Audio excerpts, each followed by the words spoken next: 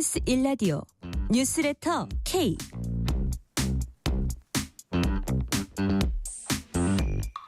안녕하세요. 뉴스레터 K 진행하는 전종철입니다. 이재명 대통령이 처음 발탁한 고위 공직자들에 대한 국회 인사청문회가 본격적으로 시작되면서 여야 공방도 거세지고 있습니다. 오늘 이종석 국정원장 후보자 인사청문회에서 국민의힘은 국정원이 북한의 대남 연락사무소로 전락할지 걱정된다고 말했고, 이에 민주당은 사과를 요구했습니다. 다음 주 청문회가 예정된 김민석 국무총리 후보자를 두고도 국민의힘은 이재명 대통령에게 철회를 요구하며 총공세에 나섰고, 민주당은 야당의 공격이 도를 넘는다며 인사청문회법 개정을 언급했습니다. 2차 추가 경정 예산안이 국무회의를 통과해서 국회가 심사를 벌이게 됐습니다. 정치 토크 코너에서 정치 현안들 자세히 분석합니다. 인터뷰 코너에선 김민석 총리 후보자 인사청문 특위위원인 국민의힘 김희정 의원에게 청문회 쟁점을 자세히 들어봅니다. 미국 연방준비제도가 기준금리를 4차례 연속 동결했습니다. 그 배경을 뉴스레터 브리핑에서 자세히 짚어봅니다. 뉴스레터 K 지금부터 시작합니다.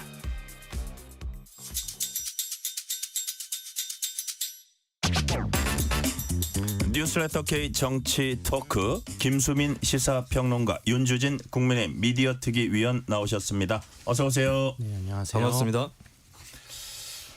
자, 오늘 이재명 정부 첫 인사청문회라고 할 수 있죠. 국회에서 열렸습니다. 이종석 국정원장 후보자 목소리부터 먼저 들어보시겠습니다. 오늘 청문 절차를 거쳐 국정원장으로서 봉사할 기회가 주어진다면 먼저 흔들림 없는 굳건한 평화 구축에 이바지하겠습니다. 평화는 강력한 국방력과 그의 바탕을 둔 대화 협상의 두 개의 바퀴가 선순환하며 증진된다고 생각합니다. 우방국 정보기관과 긴밀히 공조하여 북한의 핵미사일 위협과 군사 도발 대비에 총력을 다하는 한편, 지금까지 이어져 온 남북 간 군사적 긴장을 완화하고 적대적인 남북관계를 해소하기 위한 정부의 노력을 적극 지원하겠습니다. 자, 이종석 후보자 강력한 국방력 바탕 대화 협상을 통한 평화를 언급을 했습니다. 또 인사청문회 자신이 제출한 자료에 따르면은 윤석열 정부 때 효력 정지된 9.19 남북 군사합의 복원 바람직하다고 했습니다. 이건 이재명 대통령의 대북정책 공약이기도 합니다.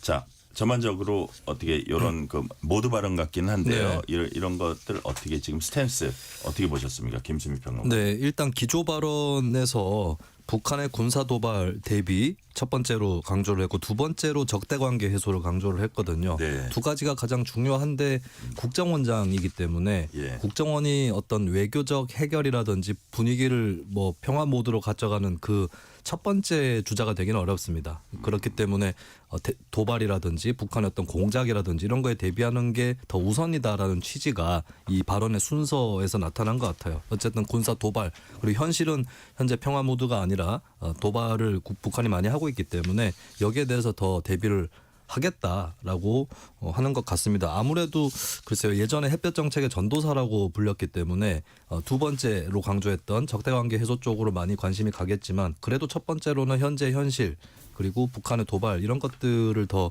우선해서 대비하겠다라고 하는 것을 좀 느낄 수 있었습니다. 네. 자, 윤주진 평론가님. 예. 이제 통일부 장관을 했었잖아요. 예. 근데 이제 통일부 장관은 어쨌든 북한과 뭐 화해 협력 이쪽이 좀 그 중심이 두어진 직책이고, 예. 국정원이라는 거는 사실 북한과 정보 싸움을 벌이고 뭐 이렇게 북한의 어떤 위협으로부터 그걸 대응하는 그런 기관이거든요. 그래서 그런 부분에 과연 적합한가 이런 의문을 국민의힘에서 갖고 있는 것 같아요. 오늘 나온 워딩을 보니까 권영세 의원이 자주파입니까? 그러고 물었더니 이 후보자가 본인은 이 보수 쪽에서는 자기를 자주파라 그러고 진보에서는 동맹파라 그런다. 자기는 실용주의 국가 실익을 따랐다 이런 얘기를 했고, 과거에 뭐 사드 발언이나 한일 군사정보보호협정 관련 그 발언 이런 거 거론하면서 북한 대남 연락사무소 기능으로 하는 게 아니냐 국정원이 뭐 그 이렇게 물어본 건데, 이런 문제 제기는 좀 과했다고 보세요? 어떻게 할 수 있는 아니요, 얘기라고 충분한 보세요? 우려이죠. 왜냐하면 말씀하신 대로 통일부 장관은 남북 대화를 기본 원칙으로 하면서 때로는 북한에게 유화적인 메시지도 보낼 수 있어야 되지만 사실 이번에 이스라엘이 이란을 공습했을 때 그 결정적인 역할을 한 곳이 어딥니까? 바로 모사드라고 하는 정보기관이죠. 네. 이 모사드라는 정보기관이 하는 것을 보면은 사실상 적대적으로 상대방을 속이고 기만하고 군사작전에 준하는 그런 첩보작전도 해야 되는 네. 그런 기관이에요. 그러니까 국정원도 마찬가지입니다. 국정원은 기본적으로 북한을 적대 세력으로 규정한 상태에서 북한으로부터 여러 가지 정보를 빼낼 수 있어야 되고 때로는 우리가 속임수를 써서라도 북한을 속일 수도 있어야 되거든요. 그런 위치에 있어야 될 사람인데 이분이 기존의 대북 유화 정책에 상당히 힘을 실었던 분이고 네. 뭐 동맹파냐 자주파냐 그러니까 한미 동맹을 중시하는 동맹파 아니면 뭐 자주국방이라든지 뭐 중국과의 어떤 등거리 외교 이런 것도 주장하는 자주파가 있는데 이분을 동맹파라고 비판한다는 것은 아주 극단적인 좌파 세력에서 나는 말이고요. 네.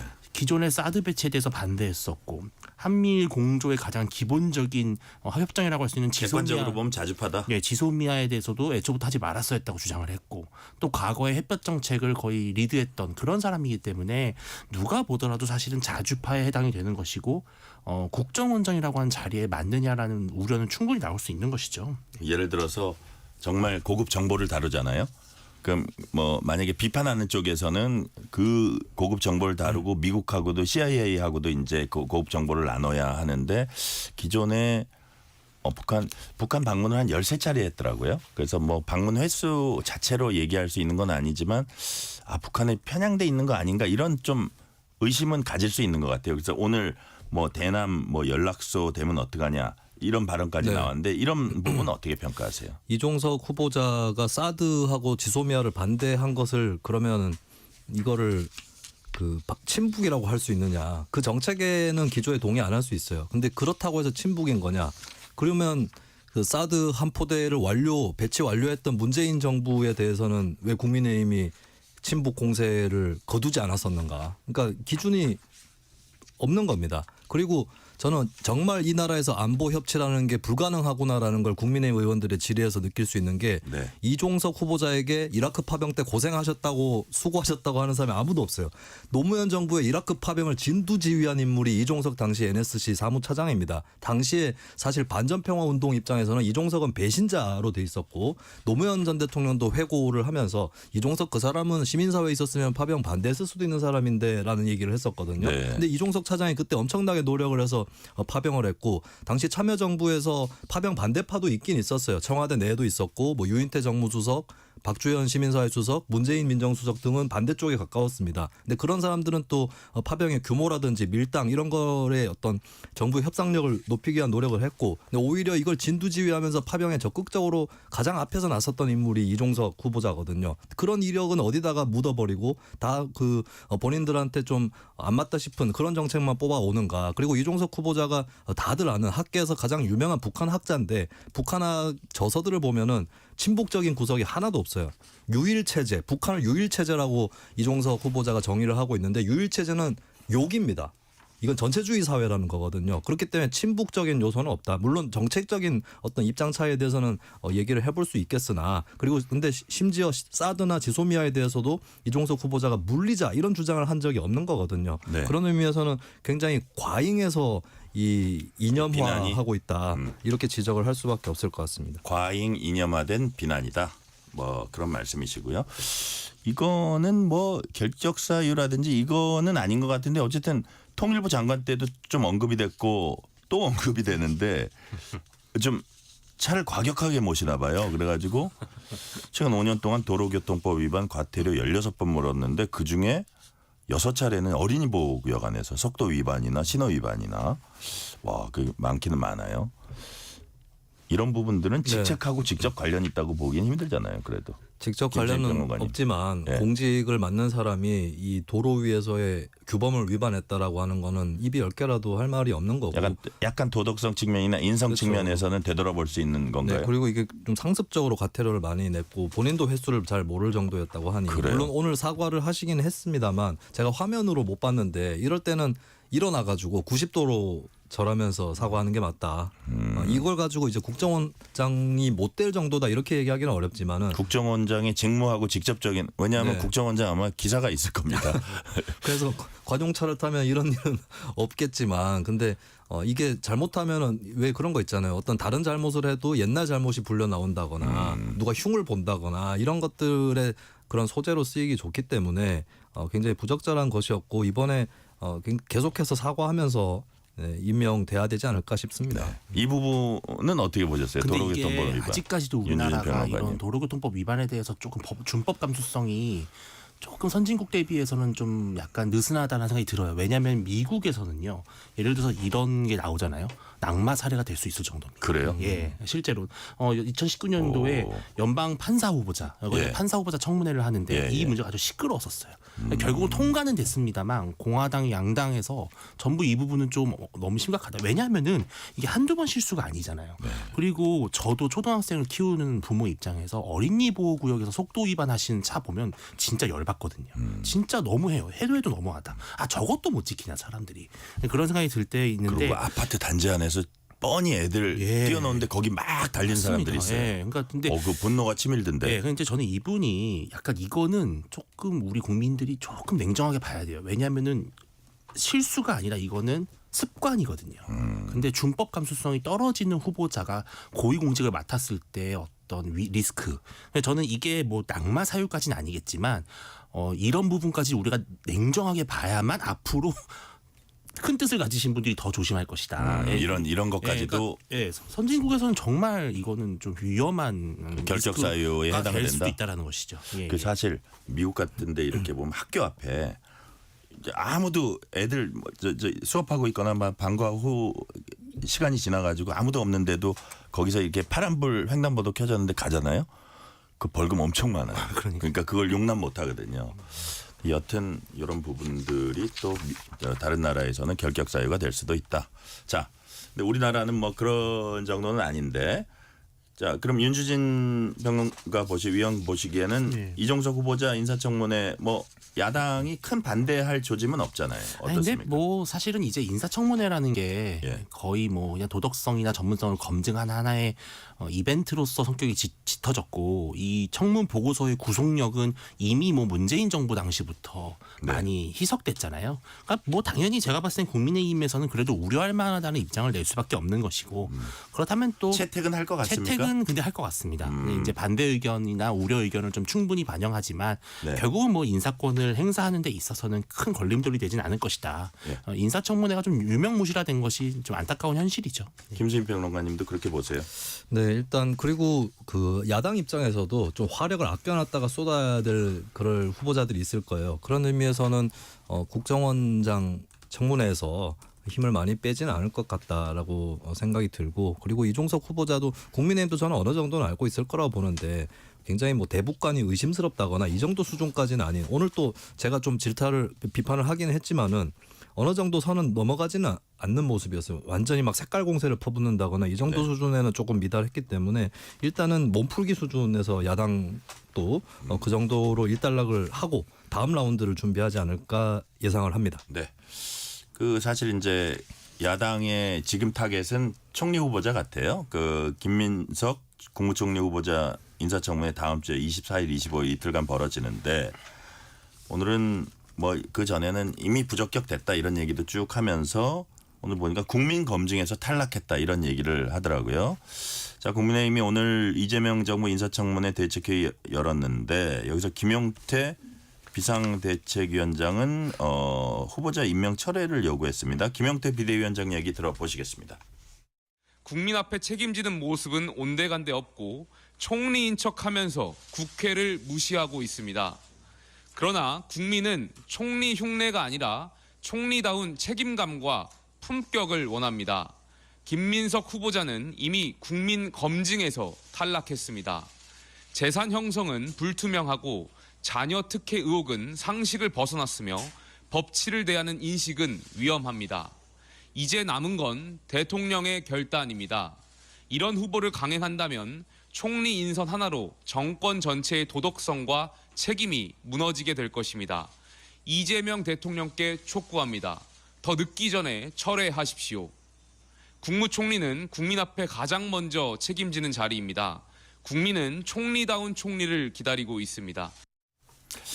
자, 김수민 평론가님, 일단 국민의힘이 여러 가지 의혹을 제기하는데 뭐 칭화대라든지 뭐 아들 무슨 뭐 스펙 쌓기라든지 이거는 일단 제쳐두고요. 일단 돈 문제만 좀 이렇게 우리가 얘기를 해보면 이게 돈을 빌린 건지 준 건지 저 국민의힘이 보기엔 이건 준 거다. 근데 차용증이나 이런 걸 쓴 게 나중에 문제가 됐을 때 이거 좀 약간 장기간 시간을 정해놓지는 않았지만 빌린 거야. 그리고 실제로 판결문에 그런 얘기도 나와요. 옛날에 옛날 사건에서 야 이거 만약에 문제 됐을 때 그렇게 하자. 그런 것도 실제로 판결문에 좀 적혀 있기도 한데 이런 비슷비슷한 것들. 그러니까 예를 들어서 후원 회장이 뭐 4천 불법 정치자금 확정 판결 받은 문제가 된 사람이 4천만 원을 빌려주고 또 후원도 몇백만 원 하고 그 돈을 빌린 사람 입장에서는 그 돈 받는 게 우선일 텐데 후원도 하고 그러면은 준 거 아니냐 예를 들어서 그다음에 어머니 저 집에 빌라의 뭐 전세 계약이라든지 이런 것도 너무 이상하고 한마디로 증빙 자료 내면 되는 거잖아요. 그걸 안 하는 이유가 뭘까요? 일단 준 거냐 빌린 거냐 이거는 명확하게 안 가려질 경우라도 정치인답게 처리를 하는 것이 맞는 게 정치는 결과로 책임진다라고 많이들 얘기를 하잖아요. 그러면 결과를 보면 되는 거거든요. 차용증을 쓰긴 썼는데 사실 상환이 최근 들어서 좀 시작이 되고 있고 총리 후보자 된 다음에 그렇죠. 그래서 그게 실제로 그냥 빌린 거라고 치더라도 상환이 그렇게 늦어져 버리면 이거는 사실은 뭐 당사자들은 속으로는 행여나 못 갚으면 그냥 준다라고 생각하는 거 아니냐라고 풀이를 할 수도 있는 거고 그게 아니다 할지라도 어쨌든 그동안 못 갚았던 부분 그리고 2020년에는 김민석 후보자가 다시 국회로 진입을 하고 월급도 받는 처지가 됐단 말이죠. 근데 그 다음에도 상환이 안 이루어졌다는 점이라든지 또 이자 연이율도 굉장히 낮은 편이죠. 2.5%라면 그게 사실 좀 생각나는 사건이 예전에 프랑스에서 국무총리가 친구한테 한 1억 5천만 원 한국 돈으로 그 정도를 빌렸다가 원금은 다 상환했는데 무이자 대출 이 문제가 돼서 막 뇌물 혐의도 받고 하다가 국무총리가 극단적인 선택을 한 사건이 있었습니다. 미테랑 정부 시절이었는데 그 정도로 이런 문제가 참 민감해질 수 있는 거거든요. 그러면 그동안의 원금 상환이나 뭐 이자는 어느 정도 냈다고 하시는데 원금 상환이나 이런 것들이 안 된 부분에 대해서는 최대한 설명을 하고 그때 관계자들도 뭐 다 TV 앞으로 나올 필요는 없겠지만 뭐 서면으로라도 설명을 하는 것이 좀 바람직하지 않을까 싶어요. 근데 이거 말고도 뭐 전세 계약 문제도 있다고 그러고 그리고 이제 배우자가 뭐 사업을 했는데 이게 어느 출처에서 자금이 나와서 사업을 했느냐 이런 부분들이 혹시 이제 야인 시절이 길었던 김민석 후보자가 좀 다른 사람 신세를 져서 이래저래 살았던 거 아니냐 이런 이제 의문이 생기는 건 있는 거거든요. 여기에 대해서는 충실히 해명을 해야 될 거고 그리고 저는 어느 정도는 이재명 정부에도 부담은 되고 있다고 봐요. 이걸 가지고 사실 국민들 한켠에서는 정치를 하다 보면은 이제 돈도 많이 부족한데 게다가 의원도 못 하고 있으면 굉장히 어려웠겠지. 어느 정도는 지원받을 수 있겠지라는 참작의 정서도 있을 수 있는데 근데 이런 것들을 다 고려하더라도 조금 도덕적인 부담이 되는 거는 저는 맞다고 보여집니다. 뭐 예를 들어서 2018년 강모 씨한테 다시 돈을 빌린 거 거의 10년 만에 불법 정치자금 문제가 됐던 옛 후원회장. 그렇죠. 그때도 민주연구원장이었다 그러더라고요. 그냥 완전 자연인이 아니고 민주당의 주요한 직책 중에 하나잖아요. 이제 2020년에는 의원이 돼서 이번에 이제 작년에 두 번째 된 건데 맞습니다. 5억과 13억의 그 괴리 8억 그거를 좀 보여줘야 되는 거 아니냐 이게 국민의힘 주장이죠. 그러니까 순자산이 7억이나 증가, 거의 8억이죠. 거의 8억 가까이 증가했는데 그 출처는 사실상 나오지 않고 있어요. 뭐 강연료 이런 말씀을 하시는데 요즘 세상에 어떤 강연료를 장부에 안 잡히는 현금으로 강연료 주는 데가 어디 있습니까? 다 기타 소득으로 잡아서 나중에 다 국세청에 신고하죠. 그러니까 이게 좀 석연치 않은 해명들이 너무나 많고 말씀하신 대로 지금 김민석 후보자는 본인이 야인이었고 아무런 대가성도 있을 수 없는 그런 위치였기 때문에 돈을 빌린 것이라고 하지만 2018년 4월에 돈을 빌렸을 당시에는 집권 여당, 그것도 슈퍼 여당이었어요. 거기에 민주연구원장이라고 하는 고위 당직을 맡고 있었고 거기서도 아마 대부분 뭐 급여라든지 활동비가 나왔을 겁니다. 그럼에도 불구하고 1억 4천만 원을 심지어 그중에 빌려준 사람 한 명은 바로 아까 말씀하신 그 불법 정치자금 공여로 이미 판명됐던 그 강모 씨의 기업의 감사 역할을 맡고 있다는 거죠. 네네. 이게 이제 대표적으로 우리가 흔히 말하는 쪼개기 후원의 전형이거든요. 그리고 돈을 갚아야 되는 5년이 이제 만기가 지났음에도 불구하고 순자산이 7억이나 증가하고 또 교회 헌금인가요? 뭐 어디 헌금을 2억이나 하셨다고 하잖아요. 네. 근데 채무는 갚지 않는다? 이거는 도대체 어떤 채무인가? 이게 요즘에 국세청에서 가장 많이 적발하는 바로 부모 자식 간의 불법 증여의 위장 채무예요. 그러니까 이제 자식이 집을 사는데 부모님한테 뭐 1억, 2억을 빌리는 거죠. 그래놓고선 계약서 쓰는 거예요. 그리고 이자율도 꼬박꼬박 이자도 하고 하지만 이거를 국세청이 계속 보면서 이게 사실상의 증여를 위한 위장 채무다라고 하면 바로 적발하거든요. 근데 요즘에. 이제 그건 증여는 일반 자연인들 간의 증여인데 주요 정치인님은 이게 불법 정치자금이 이거는 돼버리는. 이제 증여가 아니라 이건 아예 수준이 다른 불법 거잖아요. 정치자금 후원인 거죠. 네. 그러니까 받지도 않을 돈을 빌려주고 뭐 언제 갚든지 뭐 상관없다. 이런 채무를 과연 어떤 국민들이 정상적인 채권 채무 관계로 볼 것인가. 그리고 저는 그 모친의 전세 계약 부분도 바로 이 이제 어떤 사업가가 거기에 전세를 들어갔는데 네. 바로 한 달 뒤에 배우자가 더 많은 전세금을 지불하고 전세 계약을 맺고 들어갔어요. 그러면은 앞서서 그 2억 원의 전세금을 줬던 사업가의 전세 자금은 과연 상환이 된 것인가? 이런 부분들은 그냥 통장 내용만 까면 나오는 거거든요. 네. 근데 왜 보여주지 않는 것인가? 만약에 정말 그 돈을 돌려주지 않았고 이중 전세 계약을 맺은 거라면 이거는 누가 보더라도 또 불법 정치 자금이거든요. 리스크가 점점 눈덩이처럼 커지는 것 같습니다. 유인태 국회 사무총장이죠. 의원도 한 2번 하셨고 정무수석도 하셨고 그 노무현 시절에. 자 이런 얘기를 했어요. 김민석 그 총리 후보자가 좀 고압적이라는 인상을 받았다. 자신의 그 부분에 대해서 조금 그 진솔한 해명이 필요해 보인다. 이런 얘기도 이제 같은 민주당 그 인사들 사이에서도 나오는데 이 기승전 정치검찰이라고 네. 아니 옛날에 확정 판결 받은 것도 다 정치검찰의 장난질, 정치검찰과 언론이 서로 그거 해가지고 뭐 난 사안이다. 야 이게 국민에게 납득시킬 수 있을지 요게 하나 있고 민주당이 이제 엄호를 하고 있잖아요. 김민석 후보자를. 그 뭐 이해는 되는데 민주당은 이제 어쨌든 첫 총리. 근데 이 돈 문제가 과연 지나친 정치 공세인지 그 부분을 국민들 눈높이에선 어떻게 볼지 예를 들어서 이제 뭐 전철을 부르는 요 부분도 네. 자료만 제대로 제출하면 안 해도 된다 그랬거든요. 그러니까 자료를 제출하고 안 하고 있고 이 총리 후보자면 이 대한민국 국정의 2인자인데 돈 관계가 확실치 않은 부분을 그러면 국민들이 그냥 대충 다수당이고 대선 때 총선 때 표를 줬다는 이유로 지나가야 되냐. 오만하게 비칠 수도 있을 것 같아요. 김수민 평론가님 어떻게 보세요? 일단 해명하는 태도나 이런 것도 상당히 중요한데 김민석 후보자에게 국민들이나 언론에서 궁금해하는 거는 과거에 있었던 불법 정치자금 사건의 전말은 아닙니다. 그거는 어느 정도의 처벌을 받았고 아주 중한 처벌은 아니었죠. 그런 것 점도 이제 국민들은 거기까지는 이미 참작을 하는 걸 텐데 최근. 사실 현재의 주요 쟁점은 2018년에 있었다고 하는 그 차용증서 쓰고 했다는 그 거래 이후의 일이거든요. 근데 김민석 후보자가 계속 과거에 2004년의 일이라든지 2008년의 일로 돌아가고 있는 점 이런 것들은 논점 이탈이다. 그 사건에 대해서 더 궁금해하는 국민들은 저는 거의 없다고 보여지거든요. 그 얘기를 자꾸 끌어와서 현재 4인간 채무 논란에 대해서 얘기하는 건 바람직하지 않다고 봅니다. 그리고 자료 제출이나 이런 것도 최대한 성실히 할 필요가 있겠고 그리고 김민석 후보자가 후보자로서는 다소 이례적으로 여러 가지 행보들을 하고 계시거든요. 근데 거기에 비해서는 이런 해명들은 부족해 보이지 않나 이런 비판은 받을 수밖에 없을 것 같아요. 자 윤지지 평론가님 그리고 이제 여당 의원들이 주진우 의원을 공격하기 시작했습니다. 네. 메시지에 대해서 정확하게 대응하는 게 사실 국민들은 그걸 보고 있는데 메신저를 공격한다?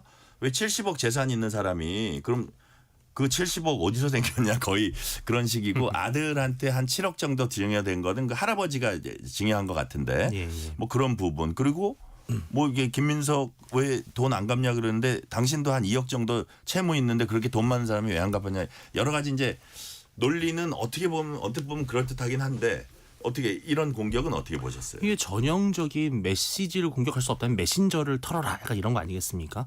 아니 그러면 주진우 의원을 법무부 장관을 시켜주고 좀 그러시든지 이것도 아니면서 인사청문위원이 도덕성 검증을 한다고 하니까 그러면 너도 깨끗하지 한번 보자. 이거는 사실 어떻게 보면 그런 거 아니겠어요? 어떤 경찰이 도둑을 막 잡고 있는데 경찰한테 와서 당신은 깨끗하게 살았어 이렇게 묻는 거랑 똑같은 거예요. 그러니까 이건 완전히 분말이 전도된 것이고. 그때 주진우 의원이 뭐라 그랬냐면 이 고발했어요. 이분들을 뭐 박선원 의원이나 뭐 최고위원회는 한 저기 누구죠?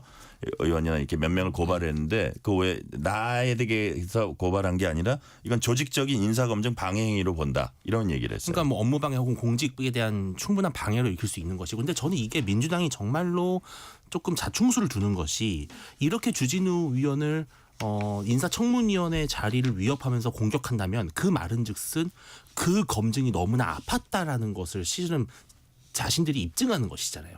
그 공격을 충분히 해명할 수 있다라면 주진우 의원을 이렇게까지 사법적으로 공격할 필요가 전혀 없는 것이거든요. 그리고 또 손자징역은 워낙 요즘에 최근에 워낙 많이 보편적으로 이루어지는 징역이기 때문에 이러한 것들은 지금 김민석 후보자에게 나오는 그런 재산 문제와는 전혀 차원이 다른 것이기 때문에 저는 안 좋은 싸움을 걸었다. 그리고 국민들에게 오히려 김민석 후보자가 어떤 논란이 있는지를 더 관심을 증폭시키는 그런 기재가 되지 않을까 생각하고 있습니다. 민주당은 엄호를 해준다 그러는데 오히려 그게 마이너스로 작용한다는 건데 김민석 후보자가 이제 청와대 석사학위 받은 그 부분을 이제 공격을 하니까 한 7시에 최고위원회의 하고 한 8시 9시에 비행기 타고 가서 뭐 수업 다 듣고 시험도 다 보고 이렇게 얘기를 했는데 그걸 또 찾아봤나 봐요. 최고위원회의를 그 당시에 했더니 송원석 원내대표 얘기는 9시나 9시 반에 최고위원회의 그럼 하면은 10시, 10시 반까지 할 텐데 공항 가면은 바로 우리가 자동차 타듯이 탈 수 있는 것도 아니고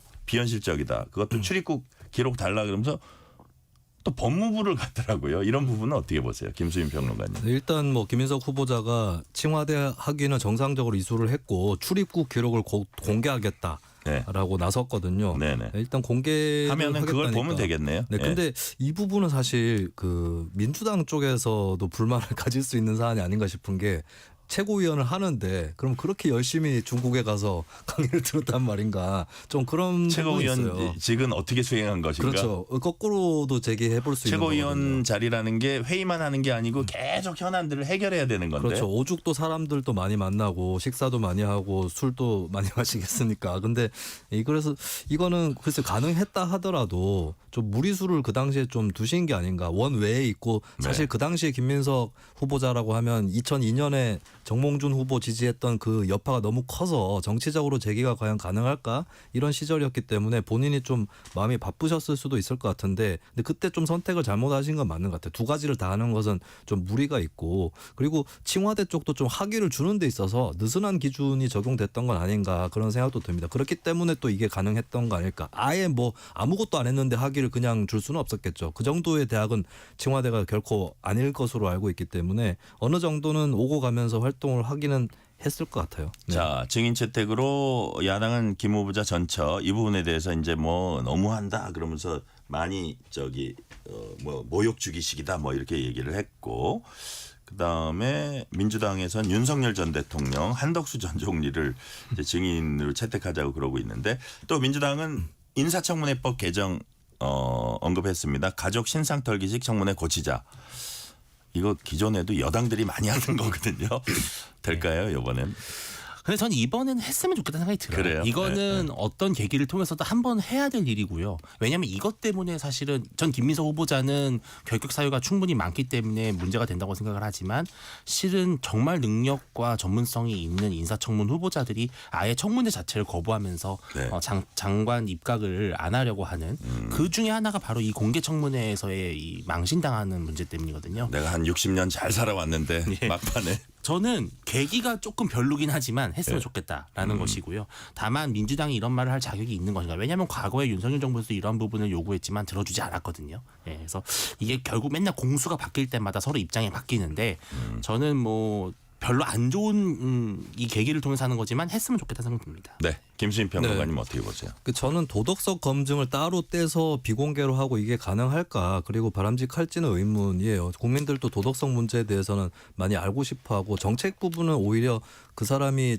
정치를 해왔던 학자였던 관료였던 평소에 어느 정도 주장이 알려져 있는 것이라서 그 부분 검증은 또 공직자 되고 나서도 계속 있을 수 있는 건데 도덕성 검증도 저는 중요하다고 보거든요. 그리고 후보자 입장에서도 공개적인 자리에서 제대로 대답해가지고 이거를 의혹을 부식시키는 이런 기회도 있을 수 있기 때문에 이걸 비공개로 하는 것은 저는 바람직하지는 않다고 보는데 다만 다른 얘기를 할 수 있는 시간까지 잡아먹고 이런 문제는 있기 때문에 시간을 분리해보는 건 어떨까 이 정도의 생각은 합니다. 네, 실시간 교통정보 알아봅니다. 라디오 교통정보센터 김민혜 리포터 나와주세요. 네, 이 시각 교통정보입니다. 퇴근 시간을 가까이 하면서 도로 이동량 빠르게 늘고 있는데요. 우선 서울시내 간선도로는 올림픽대로 공항 쪽입니다. 동작대교에서 한강대교 부근 5차로에 고장난 차가 있고요. 조금 더 지난 여의하류 부근 1차로에도 고장난 차가 있습니다. 이 두 건의 돌발 구간으로 인해서 잠실대교부터 여의하류까지 정체가 길어지고 있으니까요. 미리 참고 이동하셔야겠습니다. 고속도로는 세종 포천고속도로 포천 쪽으로 고덕 토평 터널 부근 1차로에서 승용차 사고나 처리를 하고 있고요. 경부고속도로 서울 쪽도 석계 정류장 부근 1, 2, 3차로에 걸쳐서 화물차 단독 사고나 처리 중입니다. 이 3개 차로를 막고 처리가 이어지고 있어서 갓길 1개 차로만 이용해서 지나고 있습니다. 우회해서 지나시는 편이 좋겠습니다. KBS 교통정보센터였습니다.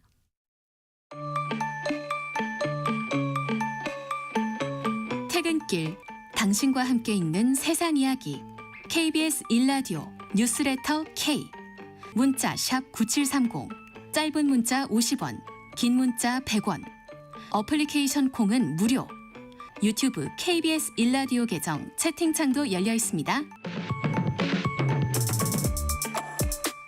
실시간 교통 상황 살펴봤습니다. 김수민 평론가 윤주진 국민의힘 미디어특위위원과 함께하는 뉴스레터 K 정치토크 이어갑니다.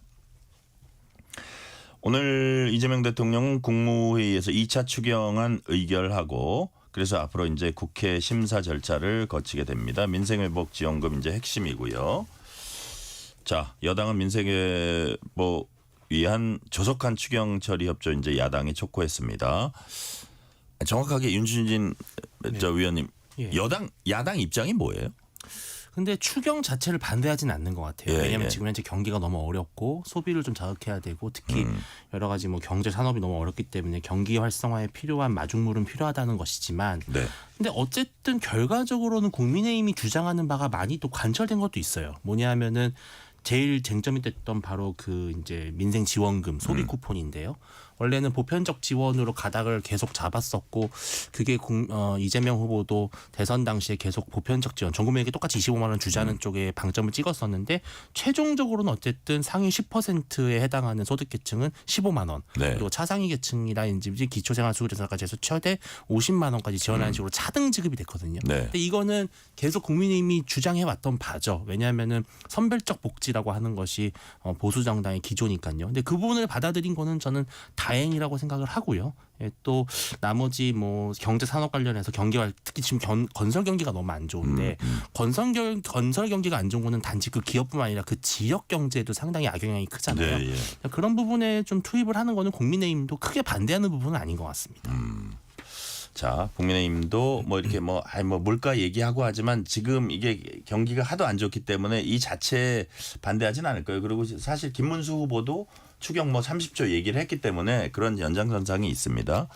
자, 근데 이번에 이제 예결특위 위원장 또 뽑아야 돼요. 이게 이제 진행이 되려면 네. 예결특위 위원장만 뽑는 게 아니라 송원석 원내대표가 아마 기재위원장을 했었나요? 기재위원장 뽑아야 되고 네. 뭐 이런저런 그 법사위원장을 또 이제 정청래 의원이 당대표 선거 나가려고 이제 내려놨고 자 이런 얘기까지 했습니다. 법사위원장 달라 뭐 줄게 외통위원장 국방위원장 정보위원장 줄게. 여당이 받을 가능성 몇 %라고 보세요? 0%라고 봅니다. 1%도 아니고요. 네네. 0%. 사실 지금 이제 뭐 저는 국회 질서가 네. 2020년 총선 정도를 기점으로 뉴노멀에 들어갔다. 예전에는 상임위원장직 아직까지도 어느 정도 상임위원장직은 배분이 되고 있기는 한데 예전에는 더더욱이나 막 운영위원장, 법사위원장, 국회의장, 부의장 다 합쳐가지고 고도로 이제 배분을 하고 이런 구조였었죠. 미국 네. 국회하고 많이 달랐습니다. 미국 국회는 다수당이 된 쪽이 상임위원장이고 뭐고 다 석권을 하는 그런 구조였는데 근데 2020년 총선 때 좀 협상이 잘 안 되고 그렇게 되고 또 정치 질서들도 은근히 많이 바뀌었어요. 그런 과정에서 결국에 힘으로 밀어붙여도 민주당 입장에서 뭐 아쉬울 거 없는 그런 처지가 된 것 같고 국민의힘도 좀 절박성, 법사위원장을 가져가야 된다는 절박성이 있으면 제가 봤을 때는 나머지 상임위원장을 다 내놓겠다 정도의 결의는 있어야 되지 않을까 싶은데 지금 이제 외통위원장, 국방위원장, 정보위원장 정도 이 정도로는 민주당이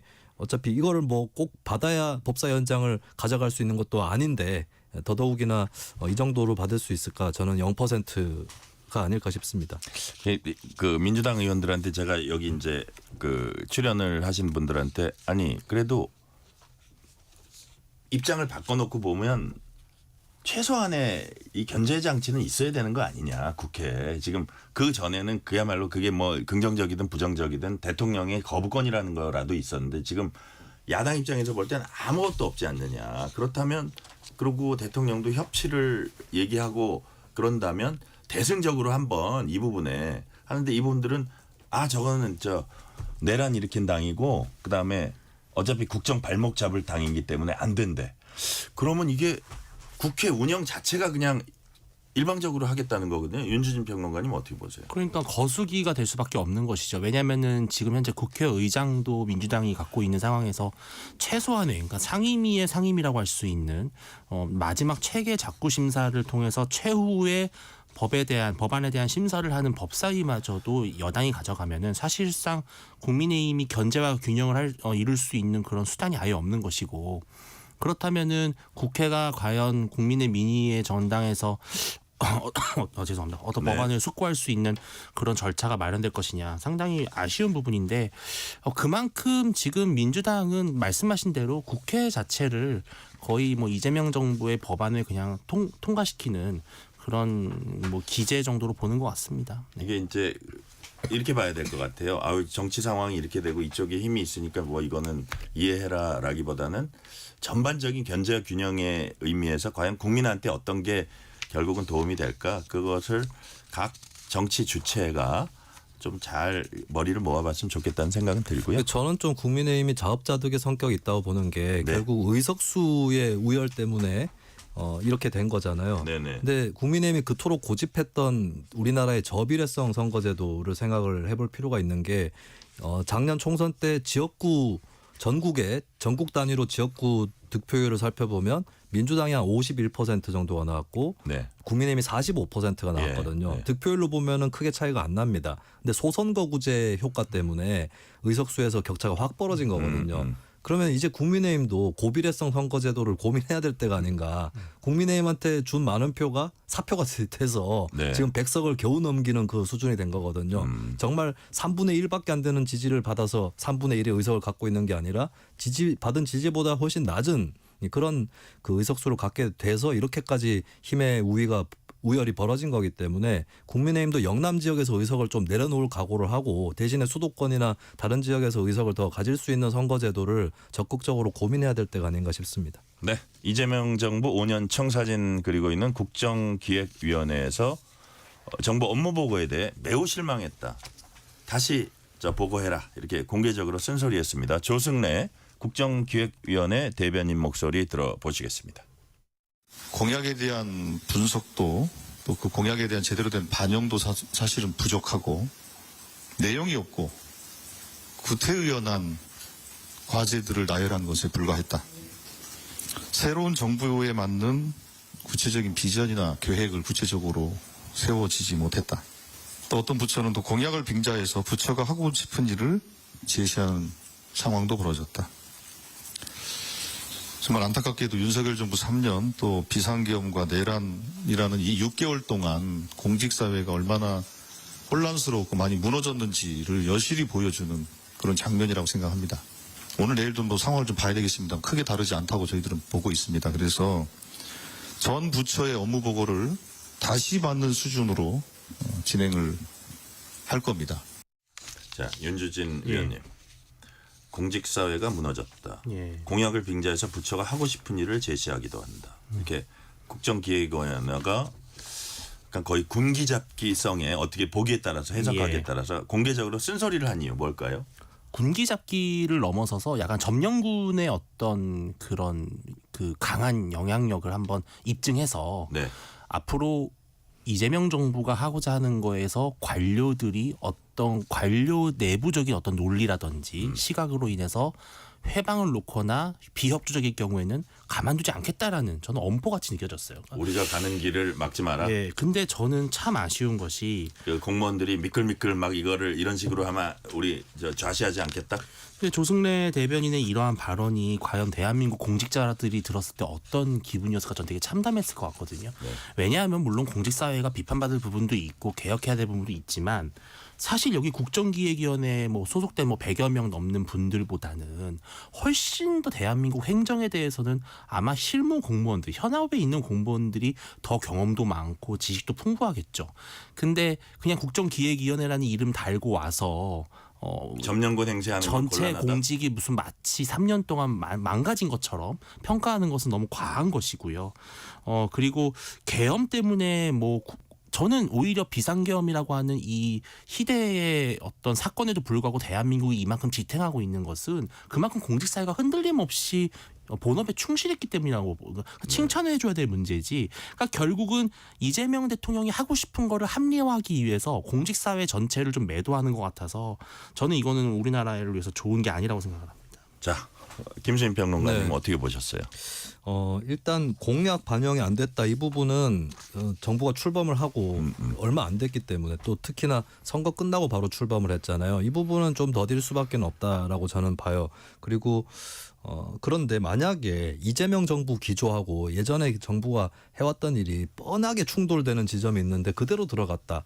이런 게 있다면 저는 국정기획위에서도 좀 화를 낼 만도 하다라고 봅니다. 근데 네. 이게 업무 보고 내용에 자세하게 뭐가 들어가 있는지는 좀 알 수 없는 부분이고 그리고 부처에서 자기들이 하고 싶은 것을 좀 넣었다라고 하는 부분이 있는데 그것도 조금 가려볼 필요는 있을 것 같아요. 누가 봐도 이건 필요하다라고 하는 부분인지 아니면 굉장히 부처 이기주의 성격이나 혹은 전 정부의 기조에 굉장히 충실한 거기에만 충실한 것인지 여기에 따라서는 좀 다른 것 같은데 현재 이 발언만 놓고 보면은 업무 보고에 어떤 내용이 있었는지는 좀 알기는 어려울 것 같아요. 군기 딱 잡혀가지고 저기 바짝 군기 잡혀가지고 정리해왔을 것 같은데 그렇지 않나요? 제가 한 가지 말씀드리고 싶은 윤재진 게 평론가님. 우리가 관료제라고 하는 공무원 제도를 운용한 이유가 뭐냐면은 어떤 정치 세력이 집권을 하든 신분상의 보장을 받으면서 통일성 있게 일관성 있게 공직을 맡아서 하라는 것이 공무원제의 취지예요. 제가 재미있는 일화를 말씀드리고 싶은 게 토니 블레어라는 영국의 총리가 됐을 때 자신의 비서실장도 못 잘랐다고 합니다. 그래서 그 사람 임기 다 채울 때까지 비서실장. 근데 그 비서실장은 전에 보수당의 총리의 비서실장을 했던 분인 거예요. 네. 그만큼 선진국 사회에서는요. 관료제를 함부로 정치인들이 터치할 수 없습니다. 관료제만의 그 어떤 논리와 판단을 존중하면서 거기에 정치적인 견해를 반영하는 게 이게 조화로운 거거든요. 근데 네. 지금 이재명 정부는 자 이제 이재명 정부 됐으니까 다 꾸르세요. 다 따라오세요. 이거는 관료제 취지에 맞지도 않고 공무원 제도와도 맞지 않는 겁니다. 자, 다음 주제. 방금 짤막하게, 말씀하신 영국 김수민 사례처럼 안 평론가님. 되는 이유가 정치권이 관료제를 존중 안 해서 뭐 그런 측면이 없다고 볼 수는 없겠지만 근데 영국 같은 경우는 의원 내각제 국가잖아요. 네네. 국회 다수파의 기조가 정부 운영에 관철이 되고 관료들도 그걸 또 어느 정도 따르기 때문에 총리 비서실장까지도 고정된 관료가 할 수 있는 그러니까 정치권의 결정이 또 부처에서 존중되는 측면도 크기 때문에 그게 가능한 것이 아닌가. 저는 뭐 이번 사건은 좀 자세한 내막은 알 수는 없는데 저는 정치권하고 관료 조직 양쪽이 분발이 필요하고 각성 성찰이 필요하다고 봐요. 네. 조은석 내란 특별검사가 김영현 전 장관을 위계에 의한 공무집행 방해 등의 혐의로 기소하고 법원에 추가 구속영장 발부를 요청했습니다. 임명받은 지 엿새 만이고 사실은 지금 수사팀 꾸리고 있을 거예요. 그래서 수사팀 꾸리고 있는데 구속영장을 신청해서 이제 보석 결정 거부하면서 26일 되면 아마 석방되지 않을까 하고 있는데 수사팀 꾸리고 있는 특검이 김용현 전 장관을 기소했다. 윤진일 평론가님 어떻게 보세요? 근데 저는 이거는 다분히 어떻게 보면 민주당의 정치적 압력에 의한 어떤 청탁 기소 같은 느낌이 드는 것이 사실은 대한민국에서 가장 불구속 수사, 불구속 재판 원칙을 가장 주장했던 사람이 바로 민주당 쪽이었거든요. 그동안 이 구속에 대한 남용 이러한 것들을 지적해왔고 또 그거의 대표적인 인물이 문재인 전 대통령이었단 말이죠. 근데 지금 26일 날 자동 석방되는 것이 걱정이 돼서 결국은 끼워넣기 기소를 한 것인데 저는 재판부가 이거를 만약에 구속영장을 청구한다면은 받아들일지 저는 미지수라고 보는 것이고요. 원칙에 맞지 않게 특검이 꾸려지지도 않은 상황에서 어떤 추가적인 수사와 조사도 하지 않은 상황에서 기소부터 먼저 하는 것은 이거는 약간 민주당식 정치 코드에 맞춘 결과가 아닌가라는 아쉬움이 있습니다. 네, 김수인 평론가님 어떻게 보셨어요? 저는 사안에 따라서 그러니까 어떤 죄 질이라든지 이미 밝혀진 사실관계라든지 여기에 따라서 뭐 특별히 소환이라든지 추가 조사를 하지 않고도 기소할 수 있는 사안이 있다고 보여져요. 뭐 아주 가끔 있는 일일 수는 있겠으나 소환 조사 한 번 없이 기소되는 그런 경우도 있을 수 있듯이 이번에도 어느 정도 이 혐의라는 게 전혀 엉뚱한 혐의라든지 처음 들어보는 혐의는 아닌 거거든요. 그런 차원에서는 이미 예정돼 있었던 수준인 거고 여기는 또 수사력이 특별히 필요한 분야는 아니기 때문에 기소 정도 충분히 현재 수준으로도 특검팀에서 할 수 있었지 않나 싶습니다. 네, 김건희 여사 도이치모터스 주가 조작 재수사 중인 서울 고검이 김 여사가 주가 조작 인지한 정황이 담긴 녹음 파일 수백 개 확보한 걸로 전해졌습니다. 자, 서울중앙지검은 확보하지 못했던 녹음 파일을 서울 고등검찰청에서는 이제 확보를 한 건데 또 이제 정권이 바뀐 시점에서 이런 게 나온 겁니다. 자, 그동안 확보 못한 게 의도가 없었다고 우리가 믿으란 얘기냐 민주당에서 이런 얘기가 나왔거든요. 김수인 평론가님 어떻게 보세요? 저도 이해가 안 갑니다. 그러니까 그 미래에셋증권 같은 경우는 충분히 연관되어 있는 업체였었고 통화를 했었어야 되는 부분 그리고 안 그래도 이미 예전에 밝혀진 것도 문자 메시지라든지 이런 것들로 뭐 7초 만에 매수하라 셈 뭐 이런 문자들 오고 가고 해서 또 유력한 증거가 됐거든요. 이 통합 녹음 파일 확보가 왜 이렇게 늦어졌는지 알 수가 없고 제가 더 의문인 거는 도이치모터스 수사가 잘 될 때도 있었어요. 주로는 많은 기간 동안 문개기가 있었지만 예를 들면 2021년에 김건희 당시 그 대통령 후보 배우자만 빼고는 좀 주요 인물들이 체포가 되고 검거가 되고 이러면서 점점 더 사실이 좀 크게 밝혀지는 시기가 2021년에 있었고 그리고 나중에 한동안 좀 뭉개다시피 하다가 2023년경쯤에 검찰에서 다시 박차를 가하면서 또 검찰하고 윤석열 정권 간에 좀 괴리가 벌어지는 이런 시절도 있었는데 제가 의아한 거는 나름대로 중간중간에 열심히 수사한 검사들이 있는 걸로 알고 있거든요. 네. 그들도 왜 이거를 몰랐을까라는 부분. 이거 과연 몰랐던 것인지 사실 저는 이 검찰이나 법무부 자체 감찰부터 시작해서 특검의 수사까지 일단 이 수사를 했던 검사들은 피해갈 수는 없을 것 같다. 도저히 납득이 안 가는 것이고 그럼 또 서울 고검 재수사팀이 이렇게 빨리 밝혀낸단 말인가. 예, 이런 것들이 굉장히 국민 입장에서는 분노가 되고 허무할 수밖에 없을 것 같습니다. 이게 사실 시작은 문재인 정권에서 시작된 수사거든요. 예. 근데 윤석열 정권을 거쳐서 지금 이재명 정권까지 왔습니다. 지금 이 녹음 파일 발견은 윤주진 위원은 어떻게 보셨어요? 근데 저도 솔직히 말씀드리면 서울 고검의 재수사를 통해서 이렇게 빨리 밝혀질 녹음 파일이었다면 사실은 기존의 수사팀이 미래에셋증권을 압수수색하는 거에 대해서는 조금 소극적인 판단을 했다라는 비판은 받기가 쉬울 것 같아요. 네네. 그거는 취약한 부분이고 특히 이제 김건희 여사의 소환 문제, 지금 뭐 지병 문제로 입원을 했다고는 하지만 이렇게 차일피일 소환이 늦어지면 늦어질수록 더 국민들의 분노는 커질 것 같거든요. 그러니까 네. 빨리 조사받고 법에 따른 처분을 받는 것이 맞을 것 같습니다. 자, 이재명 대통령이 오는 22일 일요일입니다. 관저에서 여야 지도부와 오찬회동을 할 예정이라고 우상호 정무수석이 오늘 오후에 브리핑을 했습니다. 김용태 비상대책위원장, 송원석 원내대표 그리고 민주당에서 김병기 원내대표 등이 참석할 예정입니다. 윤주진 위원님. 예. 법사위원장 같은 얘기가 나올 거예요. 아마 우상호 정무수석도 배석할 것 같아요. 해야죠. 그죠? 예. 예. 그런 이야기를 하라고 있는 회동이죠. 단순히 뭐 밥 먹고 서로 인사하고 덕담 건네주는 수준이 아니라. 이재명 대통령 뭐라 그럴까요? 그 얘기 나오면. 근데 저는 최근 들어서 이재명 대통령이 보이는 여러 가지 모습들, 특히 뭐 본인의 사법 리스크와 관련된 법들에 대해서는 서두르지 말라고 한다든지, 또 이렇게 회동을 빨리 잡은 것은 분명히 본인이 이런 회동을 잡았을 때 어떤 청구서가 나올 것이라는 건 충분히 알 수 있는 부분이잖아요. 네. 지금 저는 그래서 약간 그러니까 민주당과 정부가 좀 배드캅 국캅 역할을 하는 것 같아요. 그러니까 민주당이 막 거칠게 몰아치면서 법사위는 절대 줄 수 없다 이런 식으로 하지만 결국 마지막에 중재와 조율의 역할은 이재명 대통령에게 주는 게 아닌가?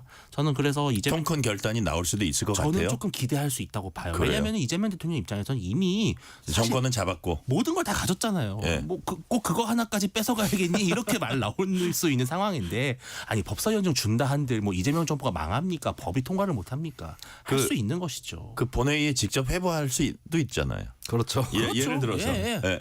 그리고 패스트트랙 태우면 이제 시간은 가지 않습니까? 그러니까 저는 그래서 약간 이재명 대통령이 짠하고 착한 역할을 하면서 또 국민 지지율을 올리는 뭐 그런 전략을 좀 세우고 있지 않을까 하는 기대를 열심히 해봅니다. 자, 김수민 평론가님 죄송합니다. 딱 30초 남았는데. 네. 예. 여기에 대해 이 부분 어떻게 보십니까?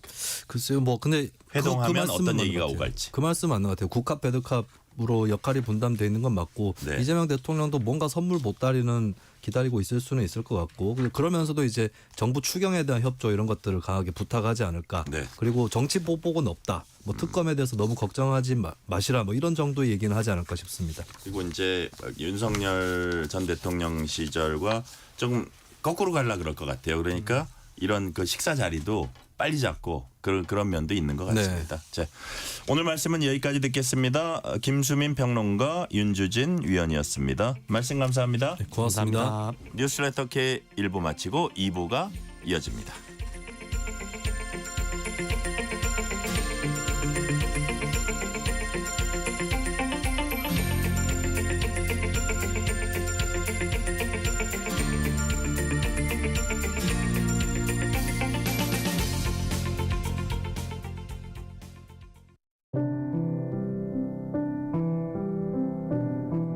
KBS 라디오 연중기획 희망충전 대한민국 643번째 이야기.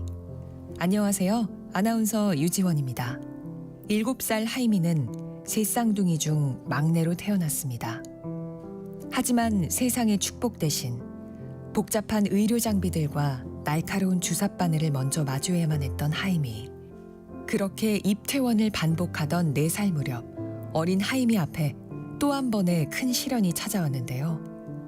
세포종 암 4기라는 진단과 동시에 길고도 고된 항암 치료가 시작됐습니다.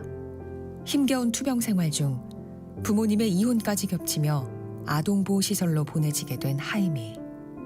결국 세상에 홀로 남겨진 하이미는 몸과 마음에 깊은 상처가 남았는데요. 또래에 비해 느린 발달로 지금도 자신의 감정과 고통을 말 대신 울음으로 표현하는 하이미. 오늘도 선생님의 손을 꼭 잡고 잠이 든 하이미의 모습이 애처롭기만 합니다. 하이미가 모든 아픔을 딛고 건강한 아이로 성장할 수 있도록 여러분의 사랑과 응원을 보내주세요. 여러분의 따뜻한 손길이 희망의 빛이 됩니다. ARS 060-700-1580 060-700-1580 한 통화 3,000원으로 희망을 선물해 주세요. KBS 라디오 연중기획 희망충전 대한민국은 초록우산 어린이재단, 인탑스 주식회사, 그리고 청취자 여러분과 함께합니다. ARS 060-700-1580 한 통화 3,000원입니다.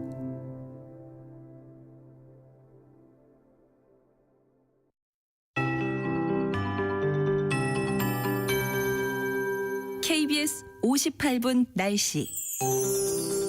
올해 들어 가장 더운 날이었습니다. 오늘 서울의 낮 기온이 34.2도, 강릉은 35.8도까지 오르면서 평년 기온을 1도에서 10도가량 웃돌았습니다. 남서쪽에서 덥고 습한 공기가 들어오고 있는 데다가 구름 사이로 볕이 강하게 내리쬐면서 낮 기온이 크게 올랐는데요. 내일은 전국에 장맛비가 내리면서 더위의 기세가 누그러지겠습니다. 내일 예상 낮 기온은 서울 25도, 대구 23도, 강릉 30도 등으로 오늘보다 2도에서 7도 정도 낮을 전망입니다. 지금 경기 남부와 충남, 전북 지역 곳곳에 비가 내리고 있습니다. 비는 밤사이 전국으로 확대되겠고 내일은 전국에 장맛비가 내리겠는데요. 장마의 시작부터 집중호우가 예상돼 비 피해가 없도록 대비를 잘 하셔야겠습니다. 특히 내일 정체전선이 중부지방 쪽에 머물면서 시간당 30에서 50mm의 매우 강하고 많은 비가 천둥, 번개를 동반해 중부지방에 쏟아질 전망인데요. 모레까지 예상 강수량이 중부지방과 전라도는 50에서 100mm, 그중 서울과 인천, 경기 남부는 120mm 이상, 경기 북부와 강원 중북부 내륙, 충남과 전북 지역은 150mm 이상이 되겠습니다. 현재 서울의 기온은 31.5도입니다. 송소진입니다.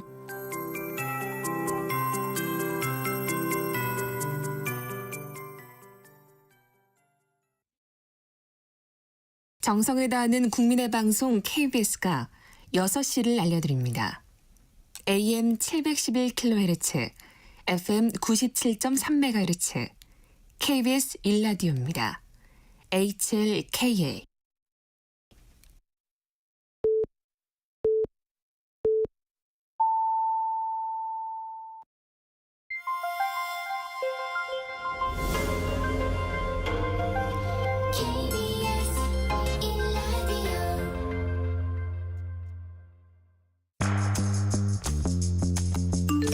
여러분은 지금 퇴근길 시사편지 한 장, KBS 1라디오 뉴스레터 K를 듣고 계십니다.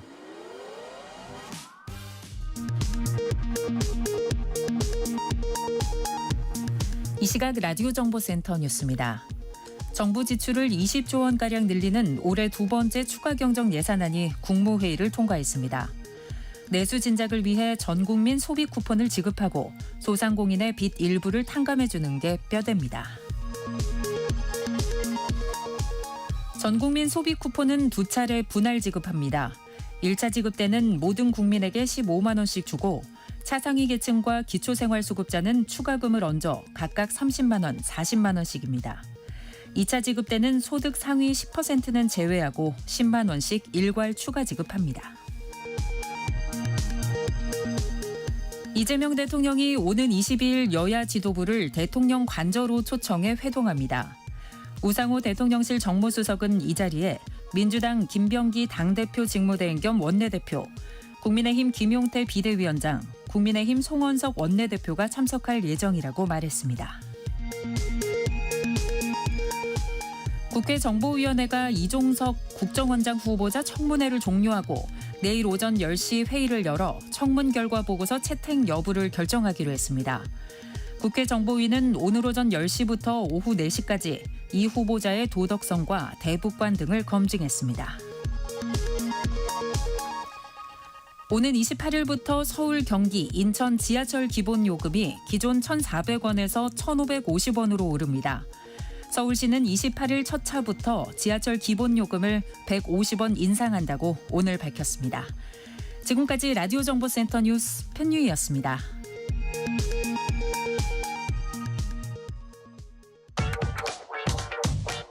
뉴스의 진수를 보여주는 인터뷰. 뉴 진수. 국민의힘이 이재명 정부의 공직 후보자들에 대해 공세 수위를 높이고 있습니다. 김민석 국무총리 후보자에 대해선 비리백화점 그 자체란 말까지 등장했습니다. 국민의힘이 이딴 의혹 제기에 민주당은 돈 없는 정치 공세라며 김 후보자를 엄호하고 나섰습니다. 오늘은 김민석 총리 후보자 인사청문특위위원인 국민의힘 김희정 의원과 자세히 얘기 나눠보겠습니다. 지금 전화 연결돼 있습니다. 김희정 의원님 안녕하세요. 네, 안녕하세요. 김희정입니다. 아이고, 이게 엄청 바쁘실 텐데 시간 내주셔서 감사드립니다. 아유, 불러주셔서 감사합니다. 자, 이재명 정부 초반 인선을 보면요. 인사검증해야 할 민정수석이 일단 며칠 만에 낙마했고 정부 쪽 최고위직이라 할 수 있는 국무총리 후보자에 대해서 국민의힘이 잇따라 의혹을 제기하고 있습니다. 자, 인수위 없이 출범한 한계도 분명히 있겠습니다만 총평입니다. 지금까지 이재명 정부 인사 전반적으로 어떻게 평가하세요?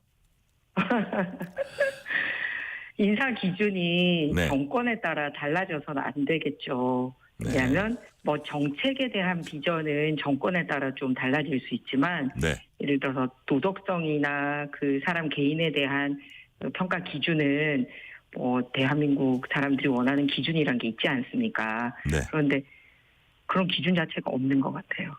뭐냐면 네. 이게 노무현 정부에서부터 결격 사유를 발표를 했고 그게 이제 대강 굳어지고 있는 분위기입니다. 네네. 예를 들어서 불법적인 재산 증식이 있는지, 음주운전이 있는지, 성 관련 범죄가 있는지, 세금 탈루라든지 병역 기피라든지 부동산 문제 이런 거는 이제 늘 이제 기준이 되는 항목들이거든요. 네. 그런데 이번에는 아예 그런 걸 발표조차 안 했고요. 근데 발표를 안 할 만했다고 생각하는 게 그 인사 검증을 담당해야 되는 민정수석 자체가 지금 차명 부동산 문제하고 부당대출 알선 전력으로 닷새 만에 본인이 낙마를 했잖아요. 네네. 그래서 그 첫 인사하면서 인사를 검증해야 되는 책임자가 낙마할 정도였으니 인사에 대한 원칙과 기준이 없지 않느냐라는 네. 생각이 듭니다. 그래서 지금이라도 과거 정부에서부터 쭉 해오던 게 있으니까 정부 인선과 인물에 대한 엄격한 기준을 세워야 되지 않나. 그리고 그 기준에 맞지 않으면 발표된 인사도 스스로 거두어야 된다. 이렇게 생각합니다. 원칙과 기준을 지금이라도 세워라. 그리고 그 기준에 네. 맞춰라. 이런 말씀이시고요. 오늘 네. 이종석 국정원장 후보자에 대한 인사청문회 진행되고 있습니다. 자, 북한과 맞서야 하는 국가정보기관 수장이라면 안보관, 대북관 매우 네. 중요할 겁니다. 이종석 후보자에 대해서 오늘 국민의힘에서는 국정원이 북한의 대남 연락소가 될 우려가 있다 해서 여당이 사과를 요구하기도 하고 그런 약간의 소란도 있었는데 네. 우리 김희정 의원님이 보시기에 이종석 후보자의 안보관 어떻다고 평가하세요? 일단 국정원장 하기에는 좀 부족하지 않나라고 생각하는데요. 네. 정확하게 말씀을 드리자면 이 국정원장 자리라는 게 소위 북한을 비롯한 이제 북한과 연계된 곳에 정보나 동태를 정확히 파악해서 굉장히 단호하게 이 정보 판단을 해야 되잖아요. 네네. 그런데 이 후보 같은 경우는 그동안 북측의 대화나 지원 쪽에 이렇게 늘 강조를 해왔어요. 그러다 보니까 한미연합훈련 중단이 북핵 문제의 유일한 방법이다라고 그런 주장을 펼치기도 했고요. 그리고 2003년부터 2018년까지는 무려 13차례나 방북한 이력이 있습니다. 네네. 그래서 그런데 13차례 방북 이 자체로도 문제가 있다고 보시는 거예요? 그렇죠. 그런 문제가 없다면 자기가 이렇게 13차례나 방북을 했고 언제 방북했으며 무슨 이유로 방북했다라고 밝혀야 됐었거든요.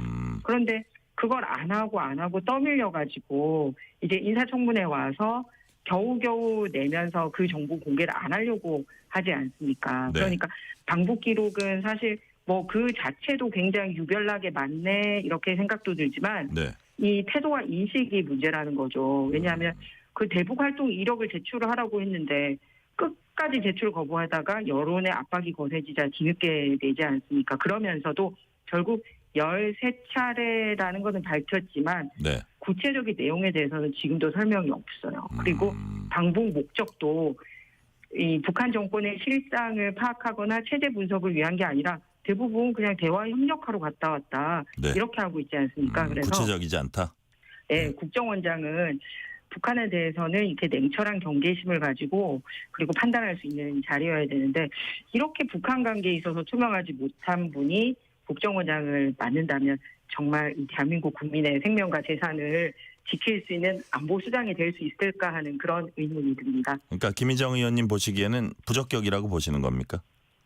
지금 제가 말씀드린 이 팩트를 듣고 많은 국민들이 판단하시지 않을까요?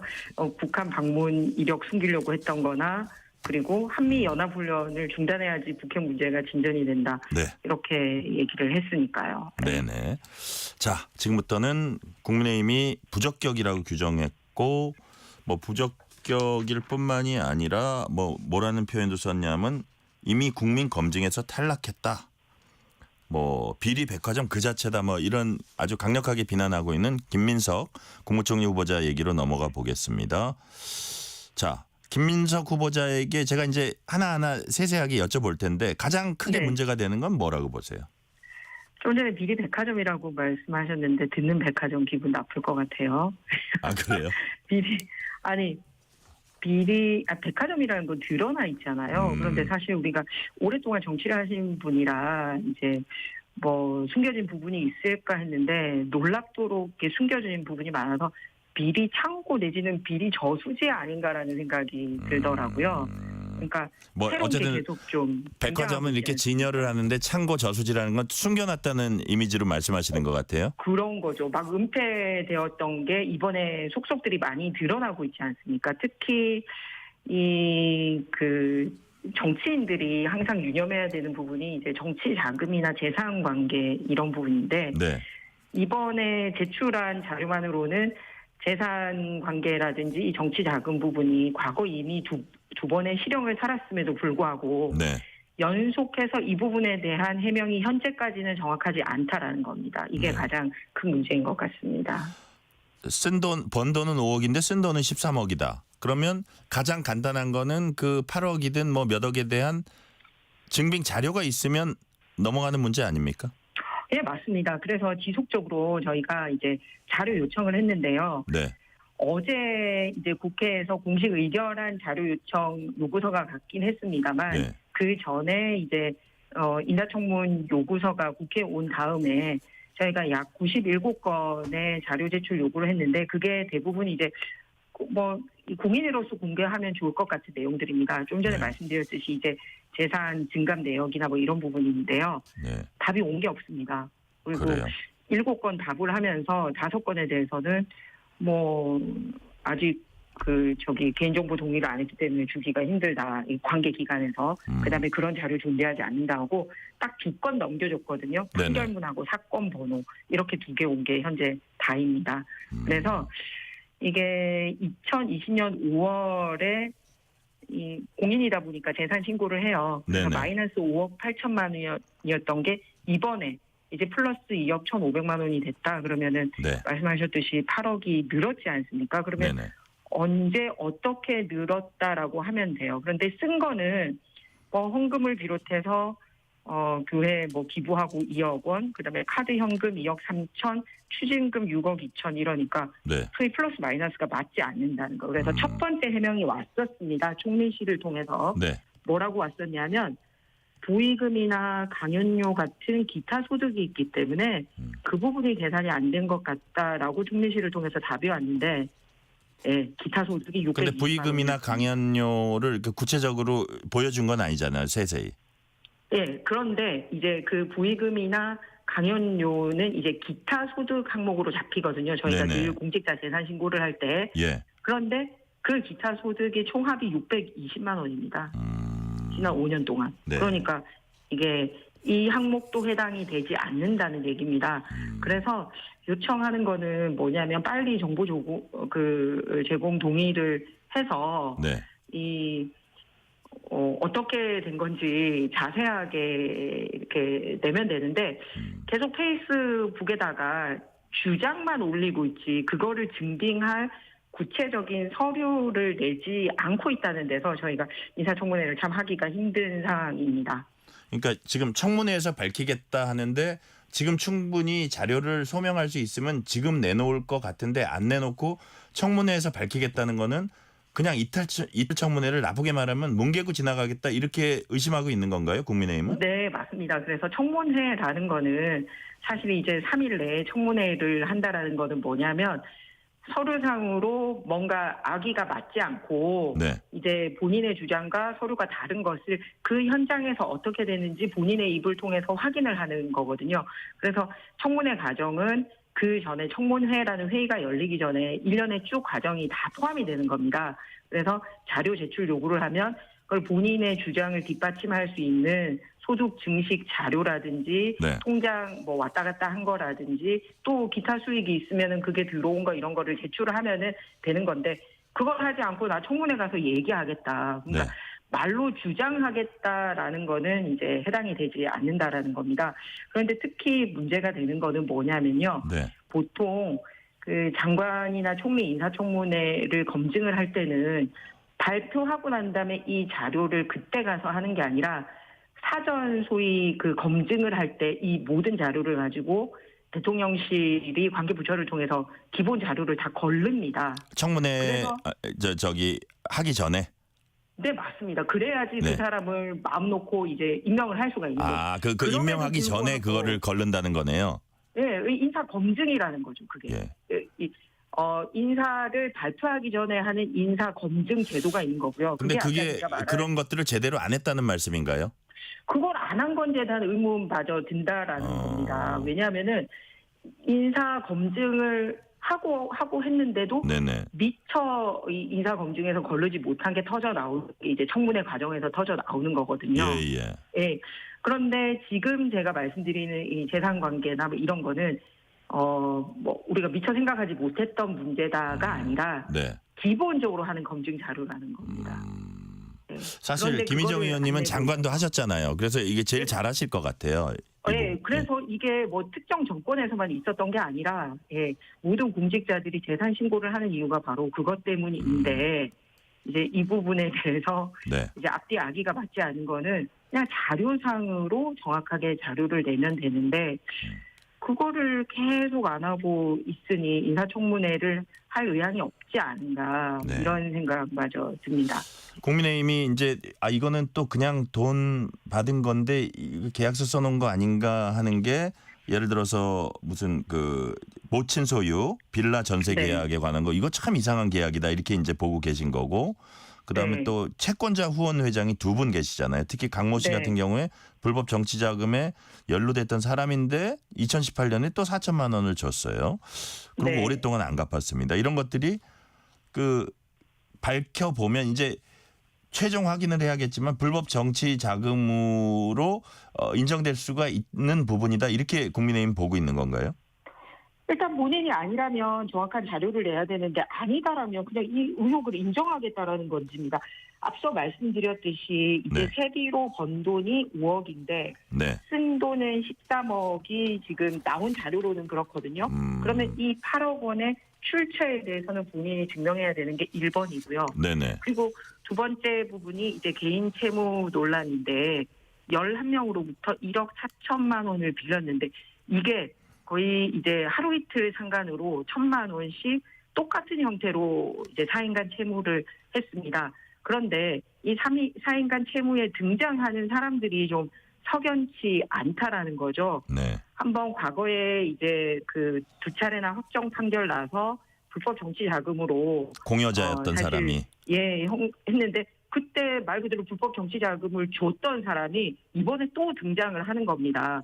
그러면서 그 사람이 또 빌려줬다고 해요. 이번에도. 그런데 빌려줬는데 역시 인사청문회 될 때까지 그거를 갚은 이력이 없습니다. 그런데 더 그런 거는 나머지 10여 명 중에 이 등장하는 이 강 씨, 예전에 공여자였던 분하고 관련된 사람들이 등장을 해요. 그러니까 김민석 후보하고 직접적인 관련이 있는지는 아직까지 안 밝히고 있고요. 이 문제에 늘 등장하는 강 씨하고 관련된 사람이 나옵니다. 그럼 그거를 어떻게 보면 전형적인 쪼개기 후원 아니냐? 라는 의심을 할 수 있죠. 그런데다가 뭐냐면 돈을 빌려준 사람들이 자기가 빌려준 돈을 받기는커녕 추가로 후원금까지 냅니다. 그러니까요. 네, 그래서 한 분은 추가로 1,000만 원 빌려줬잖아요. 그런데 1,000만 원 받지는 않고, 한 몇백만 원 후원했다는 거 아닙니까? 네, 500만 원 후원하고요. 그리고 또 400만 원 또 후원하고요. 그리고 심지어는 또 한 분은 그 강 씨에게서 또 돈을 아무 조건 없이 빌리기도 합니다. 그래서 등장인물들 간에 이 돈 거래가 일반적인 사람들이 생각하는 그런 형태의 돈 거래가 아니기 때문에 이 또한 비슷한 날짜에 이렇게 상호 떨어져서 사는 분들하고 어떻게 동일 형태의 이런 채무 관계를 형성하게 되어 있는지 그리고 왜 빌려준 돈은 받지도 않으면서 추가로 후원을 하게 되어 있는지 이런 거에 대한 게 또 전혀 증명이 되고 있지 않습니다. 그리고 아까 또 저 모친 빌라 얘기도 했잖아요. 전세 계약도 마찬가지입니다. 네. 김민석 후보의 어머니가 소유한 빌라가 있는데요. 네. 뭐 한 달 간격 두고 또 다른 후원자에 아까 말한 강 씨 말고 이 씨가 한 명 더 있습니다. 네네. 소위 이제 유력 후원자 2명인데 한 분은 채무 관계에서 등장을 하고요. 한 분은 이제 이 부동산 관계에서 등장을 하는데 매매가보다 더 비싼 가격으로 바로 전세를 합니다.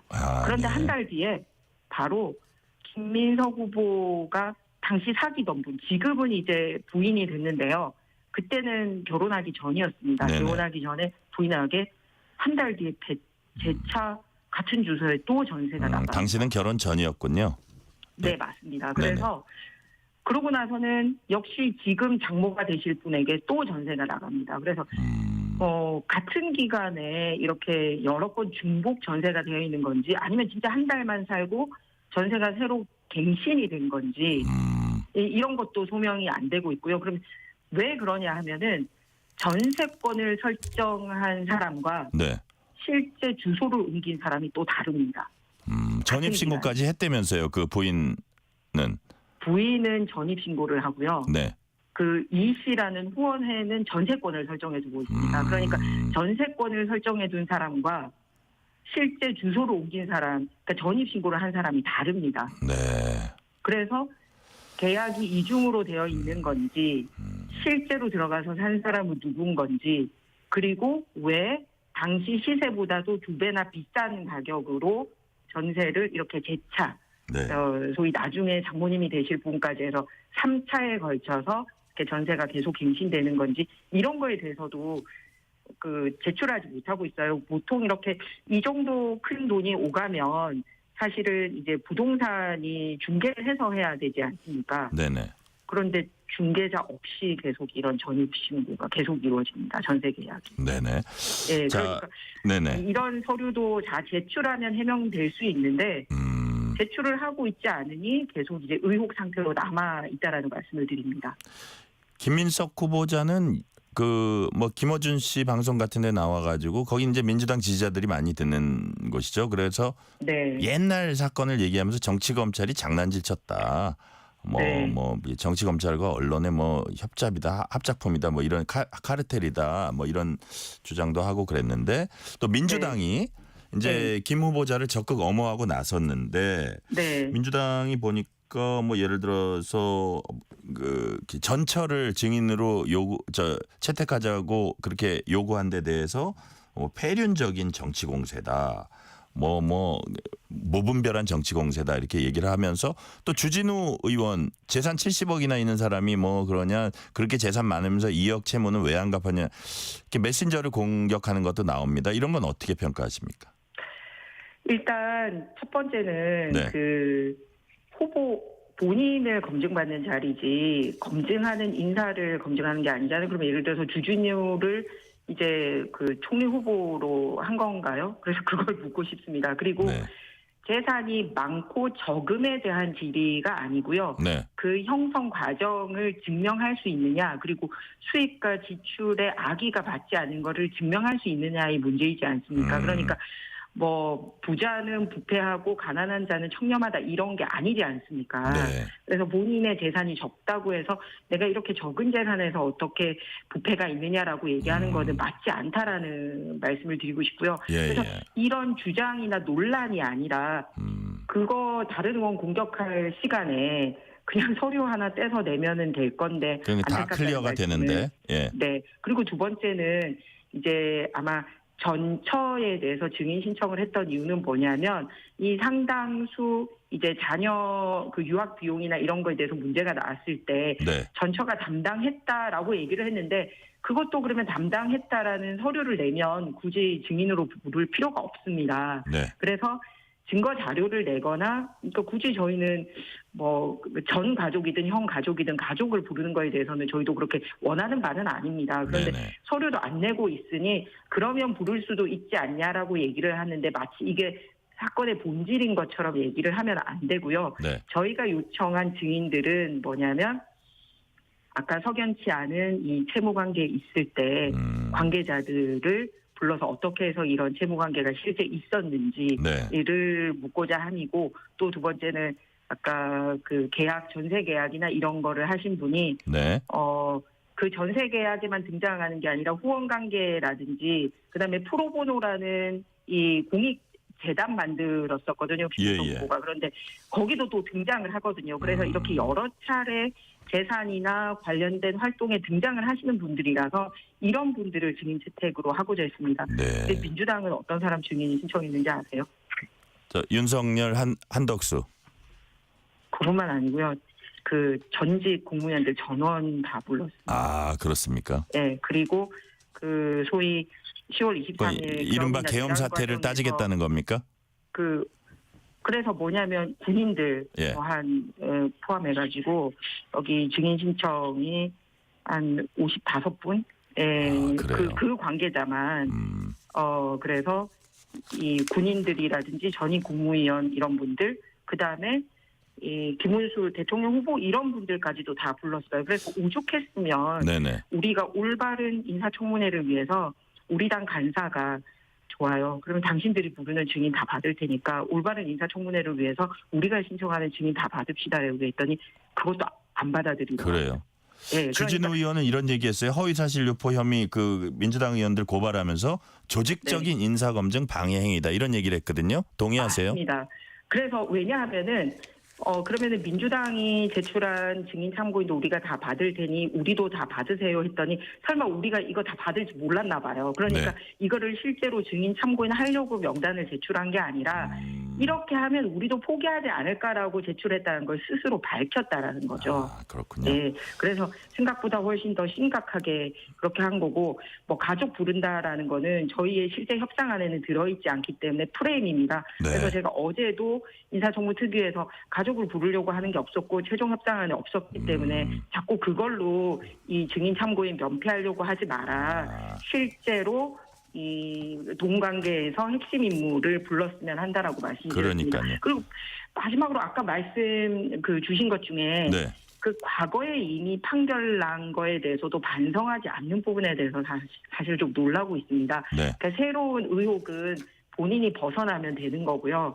그런데 과거에 이제 2번에 걸친 불법 정치 자금 부분에 관련돼서는 이제 사실 실형을 선고받았잖아요.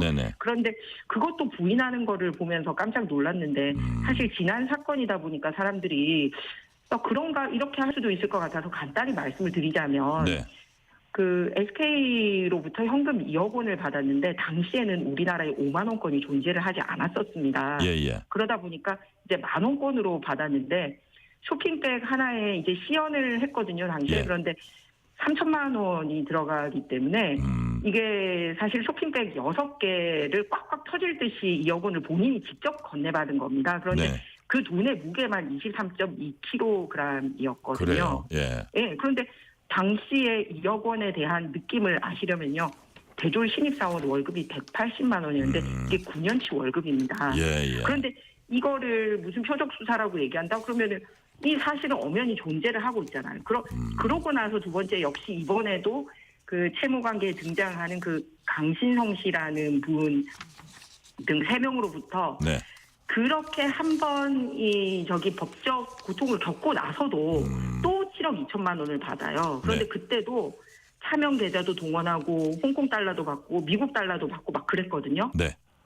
그런데 이거를 과거에 자기가 당했다라는 식으로 얘기를 하니까 과거 반성이 없기 때문에 이런 일이 있고 나서도 이번에 제기되는 이런 의혹들이 계속 나오지 않나 이런 생각이 들었습니다. 그래서 반성이 있어야지 이제 개선이 이루어지는 거지 않습니까? 그래서 안타깝게 생각합니다.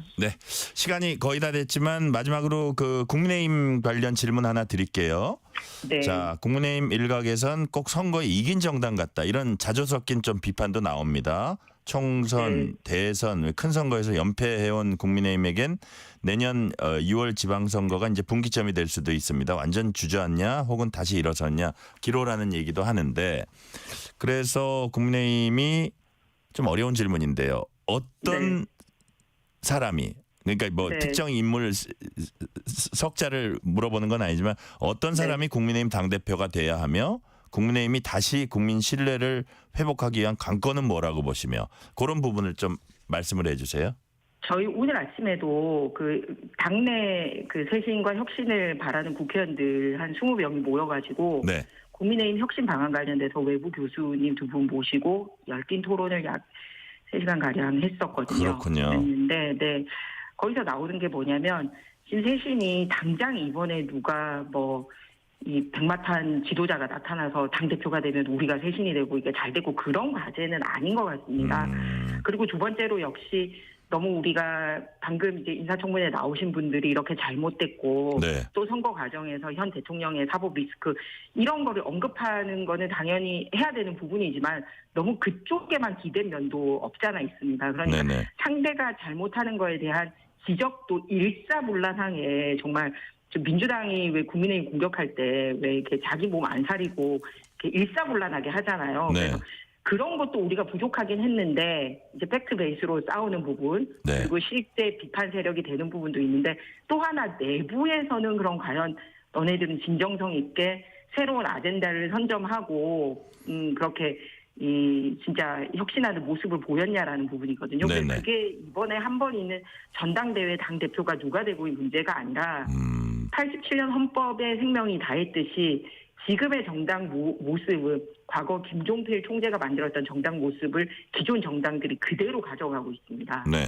그래서 이런 정당이 어떻게 재편성될 것인가 그리고 수도권이나 새로운 2030 세대 그리고 중도에 대해서 어떤 소구력을 가질 것이냐 이런 과제가 남아있기 때문에 네네. 장기적인 과제로 보입니다. 네, 오늘 말씀은 여기까지 듣겠습니다. 지금까지 국민의힘 김희정 의원이었습니다. 말씀 감사합니다. 네, 편안한 저녁 되세요. 편지 왔습니다. 퇴근길 지친 당신에게 힘이 되는 뉴스를 전해드립니다.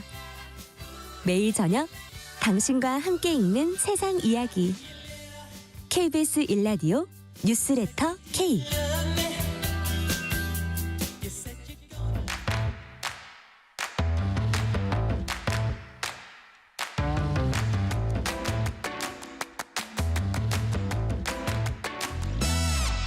오늘 가장 뜨거운 뉴스, 화제 소식 쏙쏙 골라서 전해드립니다. 뉴스레터 브리핑 연합인포맥스 윤슬기 기자 나오셨습니다. 윤슬기 기자님 어서 오세요. 네, 안녕하세요. 미국 연방준비제도가 기준금리를 또다시 동결했습니다. 이번이 4차례 연속 동결이죠. 네, 4차례 연속 동결입니다. 연준연방공개시장위원회는 오늘 FOMC 정례회의를 통해 기준금리를 4.25%에서 4.50% 범위로 동결했습니다. 네. 여전히 고물가와 경기 둔화가 혼재된 상황에서 연준이 좀 신중한 통화 정책을 유지하고 있다라는 분석이 나오고 있는데요. 특히 이번 결정의 배경에는 중동 지역의 무력 충돌과 트럼프 대통령이 주도한 관세 전쟁 등 지정학적 그리고 정책적 불확실성이 크게 작용한 것으로 보입니다.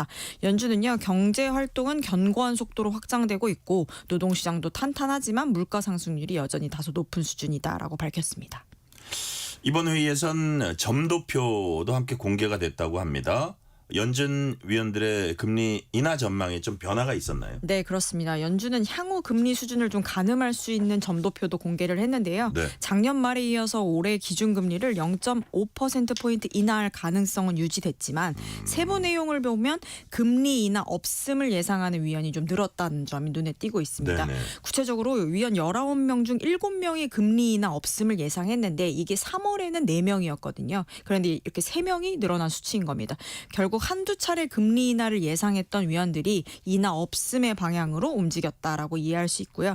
또 통화 정책이 점점 긴축적으로 변하고 있다라는 건데 단기적인 경기 둔화보다는 중장기적인 인플레이션 억제에 더 무게를 두겠다라는 의지로 읽히고 있습니다. 일단 연준은 올해 말 기준금리는 3.9%로 예측하고 있고요. 연말까지 0.25%포인트씩 금리 인하가 있을 것임을 시사하고 있습니다. 네. 2차례 더 있다는 그런 얘기고. 네. 자, 연준은 경제 전망도 내놨습니다. 성장률은 낮췄지만 물가 전망 그리고 실업률 전망은 높여서 잡았죠? 네, 맞습니다. 미국 경제는 다소 둔화되고 물가는 예상보다 더 높게 오를 것으로 보입니다. 올해 경제 성장률을 1.4%로 하향 조정했고요. 네. 이게 원래 3월에 1.7%, 작년 12월 2.1%에서 계속 낮아진 수치입니다. 변동성이 큰 식품과 에너지를 제외한 근원 개인 소비자 지출 물가 상승률도 3.1%까지 오를 것으로 전망을 바꿨습니다. 연말 실업률 전망률도 4.5%로 소폭 상승 예측했는데요. 이러한 조정은 아무래도 트럼프 대통령의 관세 정책 영향이 직접 반영된 결과로 보입니다. 파월 의장도 기자회견에서 앞으로 몇 달 내에 의미 있는 수준의 인플레이션이 발생할 가능성이 있다라고 언급하면서 기준금리 인하에는 여전히 신중할 것임을 시사하기도 했습니다. 또 하나 주목할 부분은요. 미국 소비 둔화인데요. 5월 소매 판매는 전월 대비 0.9% 감소해서 예상보다 더 크게 줄었거든요. 관세와 경기 둔화 우려 속에서 소비자들이 좀 지갑을 닫고 있는 신호로 읽히고 있습니다. 네. 트럼프 대통령은 그동안 이제 보면은 연준의 금리 결정에 대해서 계속 비판을 해왔거든요. 근데 이번에 트럼프 대통령이 어떤 입장 같은 거 내놓은 거 있나요? 오늘도 여전히 연준의 결정에 강한 불만을 드러냈는데요. 백악관에서 기자들과 만난 자리에서 트럼프 대통령은 파월 연준 의장을 노골적으로 비난하면서 네. 기준금리를 2%포인트 더 낮춰야 한다라고 주장을 했습니다. 트럼프 대통령은 최근 발표된 긍정적인 경제 지표를 근거로요. 내가 취임한 후에는 인플레이션이 전혀 없다라고 강조를 하며 연준을 압박했지만 연준은 이에 아랑곳하지 않으면서 독립성을 좀 유지한 모습입니다. 네. 주제를 바꿔볼게요. 최근 유권자가 받은 투표 봉투 안에 미리 기표된 투표용지가 들어있었던 사건이 있었습니다. 여기 대해서 이제 경찰이 수사를 벌였고 오늘 수사 결과가 나왔는데 경찰은 어떤 결론 내렸어요? 네, 원래 이 사건에 대해서 선관위는 자작극이다라고 이야기를 했었는데 경찰 조사 결과 그 중앙선거관리위원회 투표사무원의 단순 실수로 발생한 일이다라는 수사 결과를 발표했습니다. 사건은 지난달 30일로 거슬러 올라갈 수 있는데요. 경기도 용인의 한 사전투표소에서 20대 유권자가 받은 봉투에 이미 이재명 후보에게 기표된 용지가 들어있다라고 경찰에 신고하면서 시작됐습니다. 당시에 중앙선관위는 A씨가 자작극을 벌인 것으로 의심된다라면서 수사 의뢰까지 했는데 경찰 수사 결과는 선관위 주장과는 완전히 다른 겁니다. 사무원이 A씨 바로 앞에 투표한 유권자 B씨에게 투표용지 한 장과 회송용 봉투 2장을 잘못 배부했고 B씨는 그중 한 봉투를 반납하면서 기표된 투표지를 그대로 넣어둔 상태였던 겁니다. 그래서 사무원이 그 사실을 확인하지 않은 채 봉투를 A씨한테 건네면서 이렇게 사건이 벌어진 건데요. 결국은 두 유권자 사이에서 경찰은 공모나 접점은 전혀 없었고 선관위 사무원의 실수가 명백한 원인이다라고 판단했습니다. 선관위가 처음에 지목했던 A씨가 자작극을 벌인 게 아니고 선관위 사무원의 실수가 명백하다. 네, 그렇죠. 이 부분에 대한 이제 비판도 커지겠어요. 네, 당시 중앙선관위가 사건 직후에 기자단한테 문자 메시지를 이렇게 보냈습니다. A씨가 혼란을 유도하는 자작극을 벌였다라고 단정하듯이 발표를 했고 곧바로 경찰에 수사를 의뢰했는데 하지만 경찰 수사 결과 A씨는 전혀 그런 의도가 없던 것으로 밝혀지고 오히려 피해자였던 거잖아요. 그러니까요. 그래서 중앙선관위가 뒤늦게 입장문을 내고 혼란스러운 투표소 상황 속에서 빠른 사실 확인을 위해 수사를 의뢰한 것이고 A씨를 의심한 것에 대해 유감을 표한다라고 밝히기도 했습니다. 이게 근데 공공기관이 유권자의 명예를 좀 훼손하고 신뢰를 좀 깎아내렸다라는 것에서 또 단순한 유감 표명으로 끝날 수는 없는 일이다라는 지적도 나오고 있습니다. 그러니까요. 유감을 표한다 이런 거 보니까 선관위는 사과하는 얘기 꺼내기 되게 힘든가 봐요. 네. 이게 워낙 강력하게 막 이렇게 선거 이렇게 행정을 해와서 사과라는 말 나오기가 정말 힘들구나 이런 생각도 드는데 선관위 선거 행정에 대한 이제 신뢰 상처가 또 난 건데 제도 개선 필요성도 제기가 되겠어요? 네, 굉장히 목소리가 커지고 있는데요. 선관위는 현장에 혼란이 좀 많았고 방해 시도도 있었다라고 계속 설명을 하고 있는데 뭐 투표 용지, 봉투 관리, 투표 사무원 교육, 확인 절차 등 기본적인 시스템의 허술함이 이번 사건으로 드러난 셈입니다. 특히 선관위가 정확한 사실 확인 없이 유권자를 자작극 가해자로 지목했다라는 게 공정성, 중립성을 강조해온 기관으로서 좀 치명적인 신뢰 손실로 이어질 수 있잖아요. 네. 이 때문에 시민단체를 중심으로 선거 사무 절차에 대한 전면 재점검과 실시한 감시 체계가 강화가 필요하다라는 목소리가 커지고 있습니다. 올해 첫 열대야가 관측됐습니다. 자, 어느 지역이 첫 열대야 지역이었는지 또 앞으로 어떤 지역에서 열대야가 나타날 가능성이 크다고 보세요? 네, 열대야는 밤사이 기온이 25도 이상 유지되는 걸 뜻하는데요. 네네. 올해 첫 열대야가 강원도 강릉에서 관측됐습니다. 강릉, 예. 밤 최저 기온이 26.5도를 기록해서 어제 낮 기온이 30도 이상 오른 곳이 좀 많았고요. 그리고 또 남서풍이 지속적으로 유입되면서 밤사이 기온이 내려가지 못해 강릉의 밤 최저 기온이 26.5도를 기록한 것입니다. 기상청은 좀 아까 말씀드린 대로 열대야의 원인을 두 가지로 지목했는데요. 네. 낮 최고 기온이 30도 이상 오른 지역이 많았고 남서풍이 밤 사이에도 유입되면서 기온이 떨어지지 못했다라고 보고 있습니다. 향후 수도권, 충청권, 그다음에 경기 일부 지역에서도 이 열대야 발생 가능성이 커지고 있는 상황입니다. 자, 이렇게 무더위 열대야 이어지면서 건강에 이제 유의해야 할 것 같은데 어떤 부분에 특히 신경을 써야 할까요? 네, 특히 심혈관, 호흡기 질환자, 노약자, 야외 근로자는 당연히 이제 열사병과 탈수에 특히 주의를 해야 되고요. 낮 네. 시간대와 열대야 시간대 모두 불필요한 외출을 줄이고 냉방기, 수분 섭취, 휴식 확보를 권장하고 있습니다. 기온뿐만 아니라 습도도 높아서요. 음식물의 부패 속도가 빨라지기 때문에 보관, 조리 위생 관리에 좀 각별한 주의가 필요한 상황입니다. 네, 중국 원난성에서 희귀 혈액형인 P형이 발견됐습니다. 자, 혈액형 P형. 어떤 혈액형입니까? 네, 전 세계적으로도 매우 드문 혈액형인데요. 일반적인 RH 시스템에도 포함되지 않는 극희귀 혈액형입니다. P혈액형은 1927년 오스트리아 출신 병리학자 카를 란투슈타이너에 의해서 학계에 처음 보고가 됐는데 현재까지 P형 보유자는 100만 명 중 1명도 안 된 확률로 추정되고 있습니다. 중국 내에서도요. P형 혈액형 보유자는 12명 정도로 보고가 되고 있는데 이번 발견은 원난 혈액센터가 설립된 지 22년, 그러니까 57만 헌혈자 가운데 첫 사례라는 점에서 매우 이례적인 상황입니다. 그러니까요.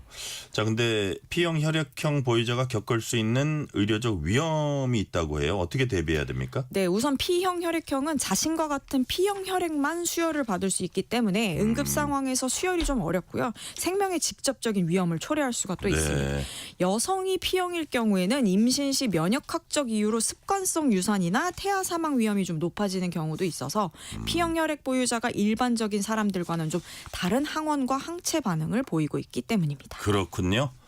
여기까지 말씀 듣겠습니다. 지금까지 연합인포맥스 윤슬기 기자였습니다. 말씀 감사합니다. 고맙습니다.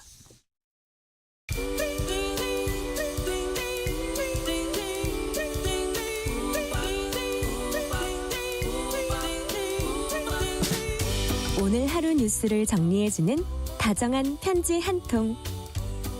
KBS 일라디오 뉴스레터 K.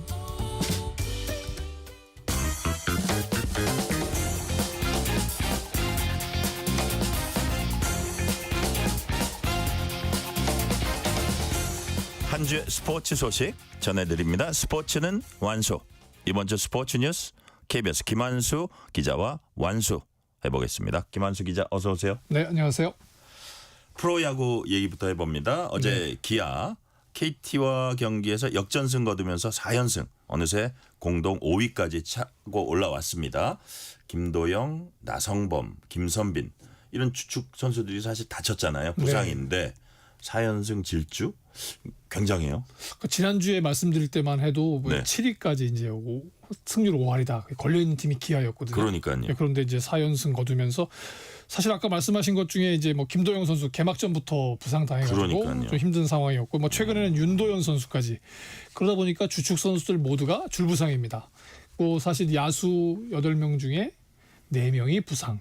그러면 사실 쉽지 않잖아요. 그러니까요. 그래서 요즘 뭐 기사에 어떤 기사에는 차포 상 말을 띄고 경기를 하는 거 아니냐 이런 얘기를 하던데 어제 사실 4회 안타 계속 맞으면서 석점 내줄 때만 해도 힘들겠다 이런 생각을 했어요. 그런데 5회 정말 결정적인 5회에 뭐 박찬호 선수가 2루타를 쳐서 분위기를 쇄신시키고 위즈덤 선수가 쳐서 동점을 만들고 그리고 7회에 다시 박찬호 선수가 내야 안타 치는데 1루 가는데 보통 뛰는데 1루에 슬라이딩 투지 보여주는 거잖아요. 사실 그런 거 보면서 지난해 우승팀에서 이렇게까지 해야 되나 그런 느낌이었는데 결국은 5대3으로 경기를 뒤집었습니다. 그래서 4연승 36승 1패 1무 33패 승률 5할 2푼 1리 이렇게 되다 보니까 KT하고 어느덧 공동 5위고요. 3위 롯데하고는 이제 2경기 차밖에 나지 않습니다. 조금만 노력하게 된다면 정말 운이 좋게 이렇게 계속 5연승을 달린다면 선두 하나하고도 지금 5경기 반 차이거든요. 더 좁힐 수도 있을 것 같아요. 뭐 전체적으로 보면 최영호, 위즈덤 아까 말씀드렸던 박찬호 선수가 잘 버텨주고 있고요. 새롭게 가세한 김호령이라든가 오선호 선수가 뭐 제 몫을 조금씩 해주고 있는 상황인데 정말 이게 잘 버티는 힘 뭔가 이렇게 보면 역시 탄탄한 선발진인 것 같아요. 외국인 투수 우리가 흔히 원투펀치라고 하는 네일 선수 5승 2패인데 잘 던지고 있고요. 네네. 오늘 선발로 나오는 그 올로 선수 6승 3패인데 오늘 만약 경기를 잡아줘서 5연승을 이끈다. 그렇게 되면 기아 정말 야구 모르는 상황이 벌어지게 되는 거죠. 그러니까요. 우리 김한수 기자가 차포 마상 떼고 이제 한다 힘겹게 이끌고 있다 내가 한번 장기판을 그려봤더니 왕사졸만 남네요. 그렇죠. 그러니까 얼마나 힘들어요. 한쪽이 없는 겁니다. 자, 또 다른 부산 병동 바로 롯데입니다. 롯데 역시 신예 선수들 활약으로 정말 잘 버티고 있죠. 그러니까 여기도 보면 황성빈, 나승엽, 윤동희 선수 그리고 선발로 잘 뛰던 반지 선수 부상으로 나갔거든요. 네. 그런데 지금 3위입니다. 근데 여긴 좀 양상이 다른 게 노장 선수는 물론 잘해주고 있지만 새롭게 가세한 선수들이 정말 잘해주고 있어요. 신예들. 예, 이번에 세 번째 경기에 나서는 왼손 투수 홍민기 선수 세 번째 투수인데 한화 요즘 정말 불붙은 타선의 한화 1번 타자 1번 타자 이원석 선수, 그다음에 하나의 홈런 타자 노시환 선수, 삼진, 그리고 최은성 선수는 이 선수 공 치다가 배트가 부러졌어요. 아, 그래요? 예, 나름 이제 그 공에 정말 자신감 이렇게 있다고 봐야 되는데 전반적으로 시속 155 정도 됩니다. 네. 그러면 사실 왼손 투수가 150은 넘는 경우 좀 드물거든요. 그래서 요즘 팬들 이런 얘기를 한다고 그래요. 드디어 우리에게도 왼손 파이어볼러가 나타났다. 사직의 왼손 파이어볼러가 나타나서 어제 4이닝 1실점 호투하는데 이 선수 번호가 38번입니다. 예. 뭐 이상한 도박 생각하시는 분도 있겠지만 38번이기 때문에 많은 팬들이 이렇게 협박한다고 그래요. 네 유니폼을 다 마킹 품절시켜버렸다. 이 기대감과 나타나고 있는데 그런데 홍민기 선수와 같이 이제 세 번째 경기에 나서는 신인 포수 박재엽 선수가 있는데 사실 어떻게 보면 이 박재엽 선수가 어제 승리를 다 따놨다고 해도 과언이 아니에요. 첫 홈런을 터뜨렸습니다. 네. 처음 선발 경기에 나와서 첫 선발 경기는 나온 건 이제 세 번째인데, 그러니까 세 번째 경기 만에 처음으로 선발 출전을 했는데 첫 타석에서 홈런을 쳤습니다. 그러니까요. 또 3점 홈런을.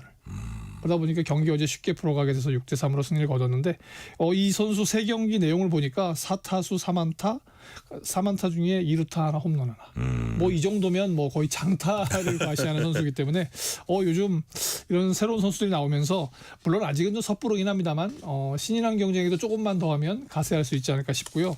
여기에 또 하나 숨겨진 카드 감보아라는 선수가 있습니다. 그래요. 네, 왜냐하면 반지 선수 이탈로 이 선수를 데리고 왔는데 저번에 한번 말씀드렸을 거예요. 폴더 인사하다가 놓쳤다는 그 선수. 그 선수가 벌써 3승째를 챙겨주고 있습니다. 이렇게 되면은 어제 경기 보시면 김태형 감독이 굉장히 웃는 모습이 자주 나왔을 텐데 아마 본인이 이 젊은 선수들을 잘 뽑아서 롯데의 새로운 그런 걸 집어넣고 있다. 활기를 불어넣고 있다. 이렇게 생각하실 것 같고 일부에서는 롯데가 버티기다 이런 얘기하고 있는데 버티기가 아니라 어떻게 보면 다지기가 아닌가 싶어요. 그래요. 네.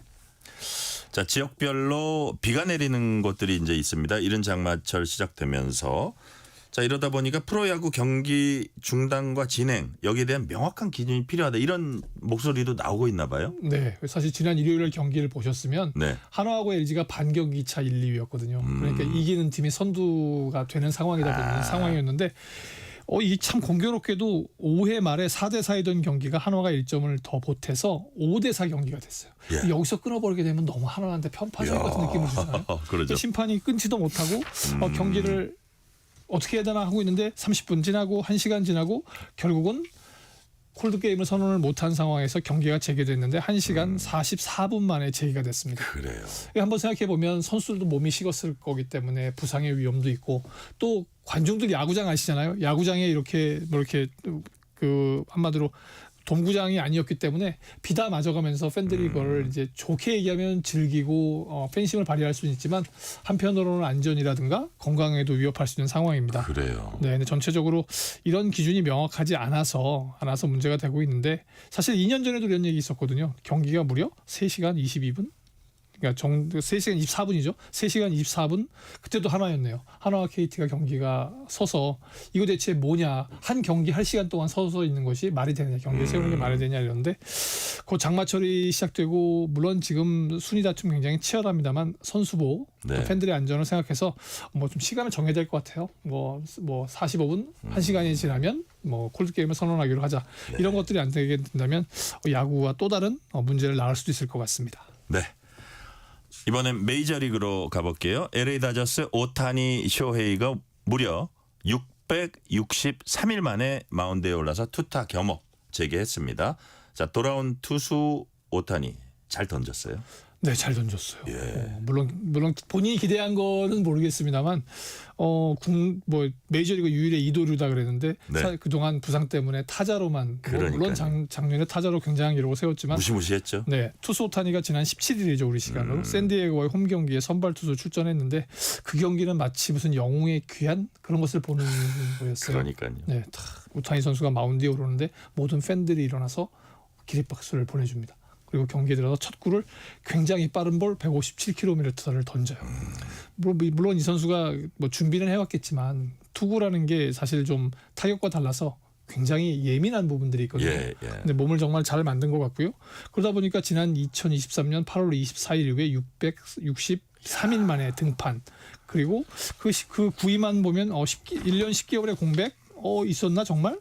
이런 느낌이었을 거고요. 뭐 우리 김혜성 선수라든가 다른 선수들이 이제 더가웃에서 그야말로 일렬 직관을 했습니다. 이도류 선수가 던지는 걸 사실 그런 역사적인 순간에 한번 가봐야 되는데 하는 좀 아쉬움이 남긴 하는데요. 네. 그런데 제구는 조금 아쉬웠어요. 제구는 좀 아쉬워서 연속 안타 많고 득점도 내주고 했었는데 더 재밌는 장면이 정말 그 이도류의 재밌는 장면은 마운드에 있던 선수가 내려오자마자 글러브를 벗고 네. 배트를 챙겨서 바로 타석에 가는 거죠. 옛날에 우리 고등학교 야구 볼 때 같은 네, 그 옛날 야구 볼 때. 근데 사실 메이저리그에서는 이게 세 번째인 거예요. 2번밖에 없었어요. 네. 지난 1901년에 짐 존스 선수, 1953년에 엘빈 다크 선수. 그러다 보니까 또 역사적인 장면이 되는 겁니다. 그러니까요. 근데 못 쳤으면 괜찮은데 이 선수가 3회에 아까 한 점 내줬다고 했잖아요. 본인이 2루타를 쳐서 그 득점을 만회를 합니다. 타자 오타니가 또 잘 때렸군요. 네, 잘 던지고 잘 때리고. 그래서 결국은 4타수 2안타 치고 2타점 맹활약하면서 6대3 승리를 이끌었어요. 그러다 보니까 이도류 이렇게 되면 사실 야구에서 효율 이런 거 따질 그런 게 없을 것 같아요. 이제 앞으로 일주일에 한 번 정도 선발 등판할 것이다. 이런 그래요? 얘기하는데 그렇게 되면 다음 주 월요일만 23일 정도에 등판을 할 것 같고 그러면 또 한 번 봐서 만약에 이 선수가 투구가 안정이 된다고 한다면 뭐 2회 3회 이렇게 가지고 간다고 한다면 LA 다저스 팬들 야구 보는 재미 아주 흥미진진할 것 같습니다. 와, 오타니의 진화는 과연 어디까지인가 이런 생각이 들고요.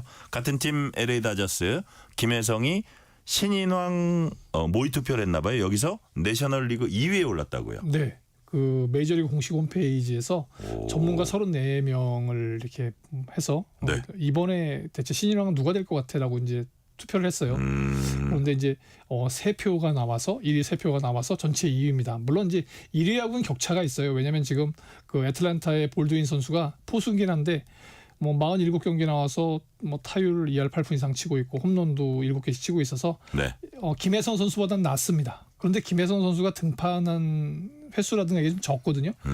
그리고 뭐 오늘도 8번 타자 중견수로 나와서 뭐 2루타도 쳐서 타점도 올리고 또 다음에 러싱 선수가 쳤을 때 홈에 들어와서 득점도 올리고 전체적으로 보면 그리고 LA 다저스라는 팀이 애틀란타보다 리그에서 우승할 가능성이 훨씬 높거든요. 그리고 만약에 월드 시리즈에 간다면 신인왕에 대한 지금같이만 쫙 펼쳐준다면 김혜성 선수가 신인왕 2위에서 1위로 바꿀 수 있는 그 기회도 있을 것 같아요. 근데 다만 이제 좀 이 로버츠 감독이 선발을 잘 안 시켜줘요.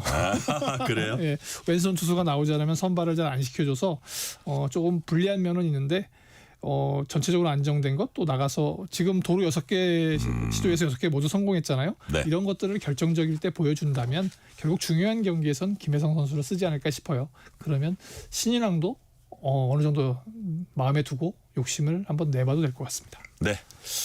시간 관계상 요거는 짧게 여쭤볼게요. 메이저리그 진입 노리던 고우석 안타깝게 소속팀에서 방출됐는데 앞으로 어떻게 될까요? 사실 먼저 잭슨빌에서 방출을 했는데 이제 두 가지 경우죠. 예. 미국에 남느냐, 국내에 돌아오느냐. 국내에 돌아오게 되면 23년에 우승시켰던 LG로 돌아올 가능성이 크잖아요. 네. LG 입장에선 필요도 한데 근데 본인의 선수가 나가서 기가 죽어 들어올까봐 모든 것은 다 이제 그 고우석의 결정이다.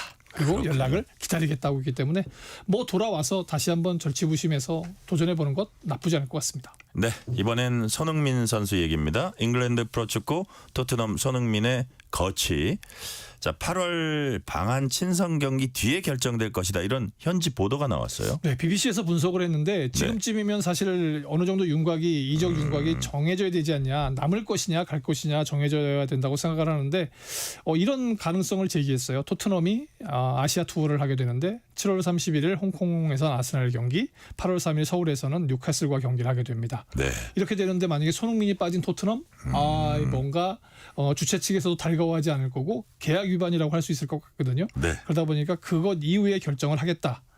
그렇게 보면 사실 상업적인 매력이 있는 것은 확실한데 아직 이적에 대한 공식 결정은 없다고 봐야 돼요. 왜냐하면 토마스 프랑크 감독이 454경기에서 173골을 넣었고 유로파 우승을 시킨 손흥민을 택할 것이냐, 아니면 본인이 브랜드포트에서 함께했던 뭐 브라이언 은베모 선수라든가 아니면 지금 임대해 오고 있는 마티스타를 갖고 게임을 할 것이냐, 본인의 선택이긴 한데 좀 더 기다려 보시면 될 것 같습니다. 네, 끝으로 이번 주말 꼭 봐야 할 경기 어떤 게 있습니까? 네, 신나는 우생순이라고 말씀드리고 싶습니다. 우리 생애 최고의 순간을 안겨줬던 바로 핸드볼인데요. 네. 역대 최고의 성적을 거뒀지만 사실 뭐 지난 아시안 게임에서 여자가 지고 또 아시아 선수권 대회에서 일본에 져서 굉장히 좀 자존심이 상해 있는 상태예요. 한일전입니다. 그래서 이번 토요일 날 남자는 1시에 여자는 4시에 경기를 하게 되거든요. 네. 올해 의미인지 아시잖아요. 광복 80주년, 한일 수교 60주년. 그렇습니다. 그런 경기에서 이 경기 확실하게 이겨주고 자존심 팍 살려주고.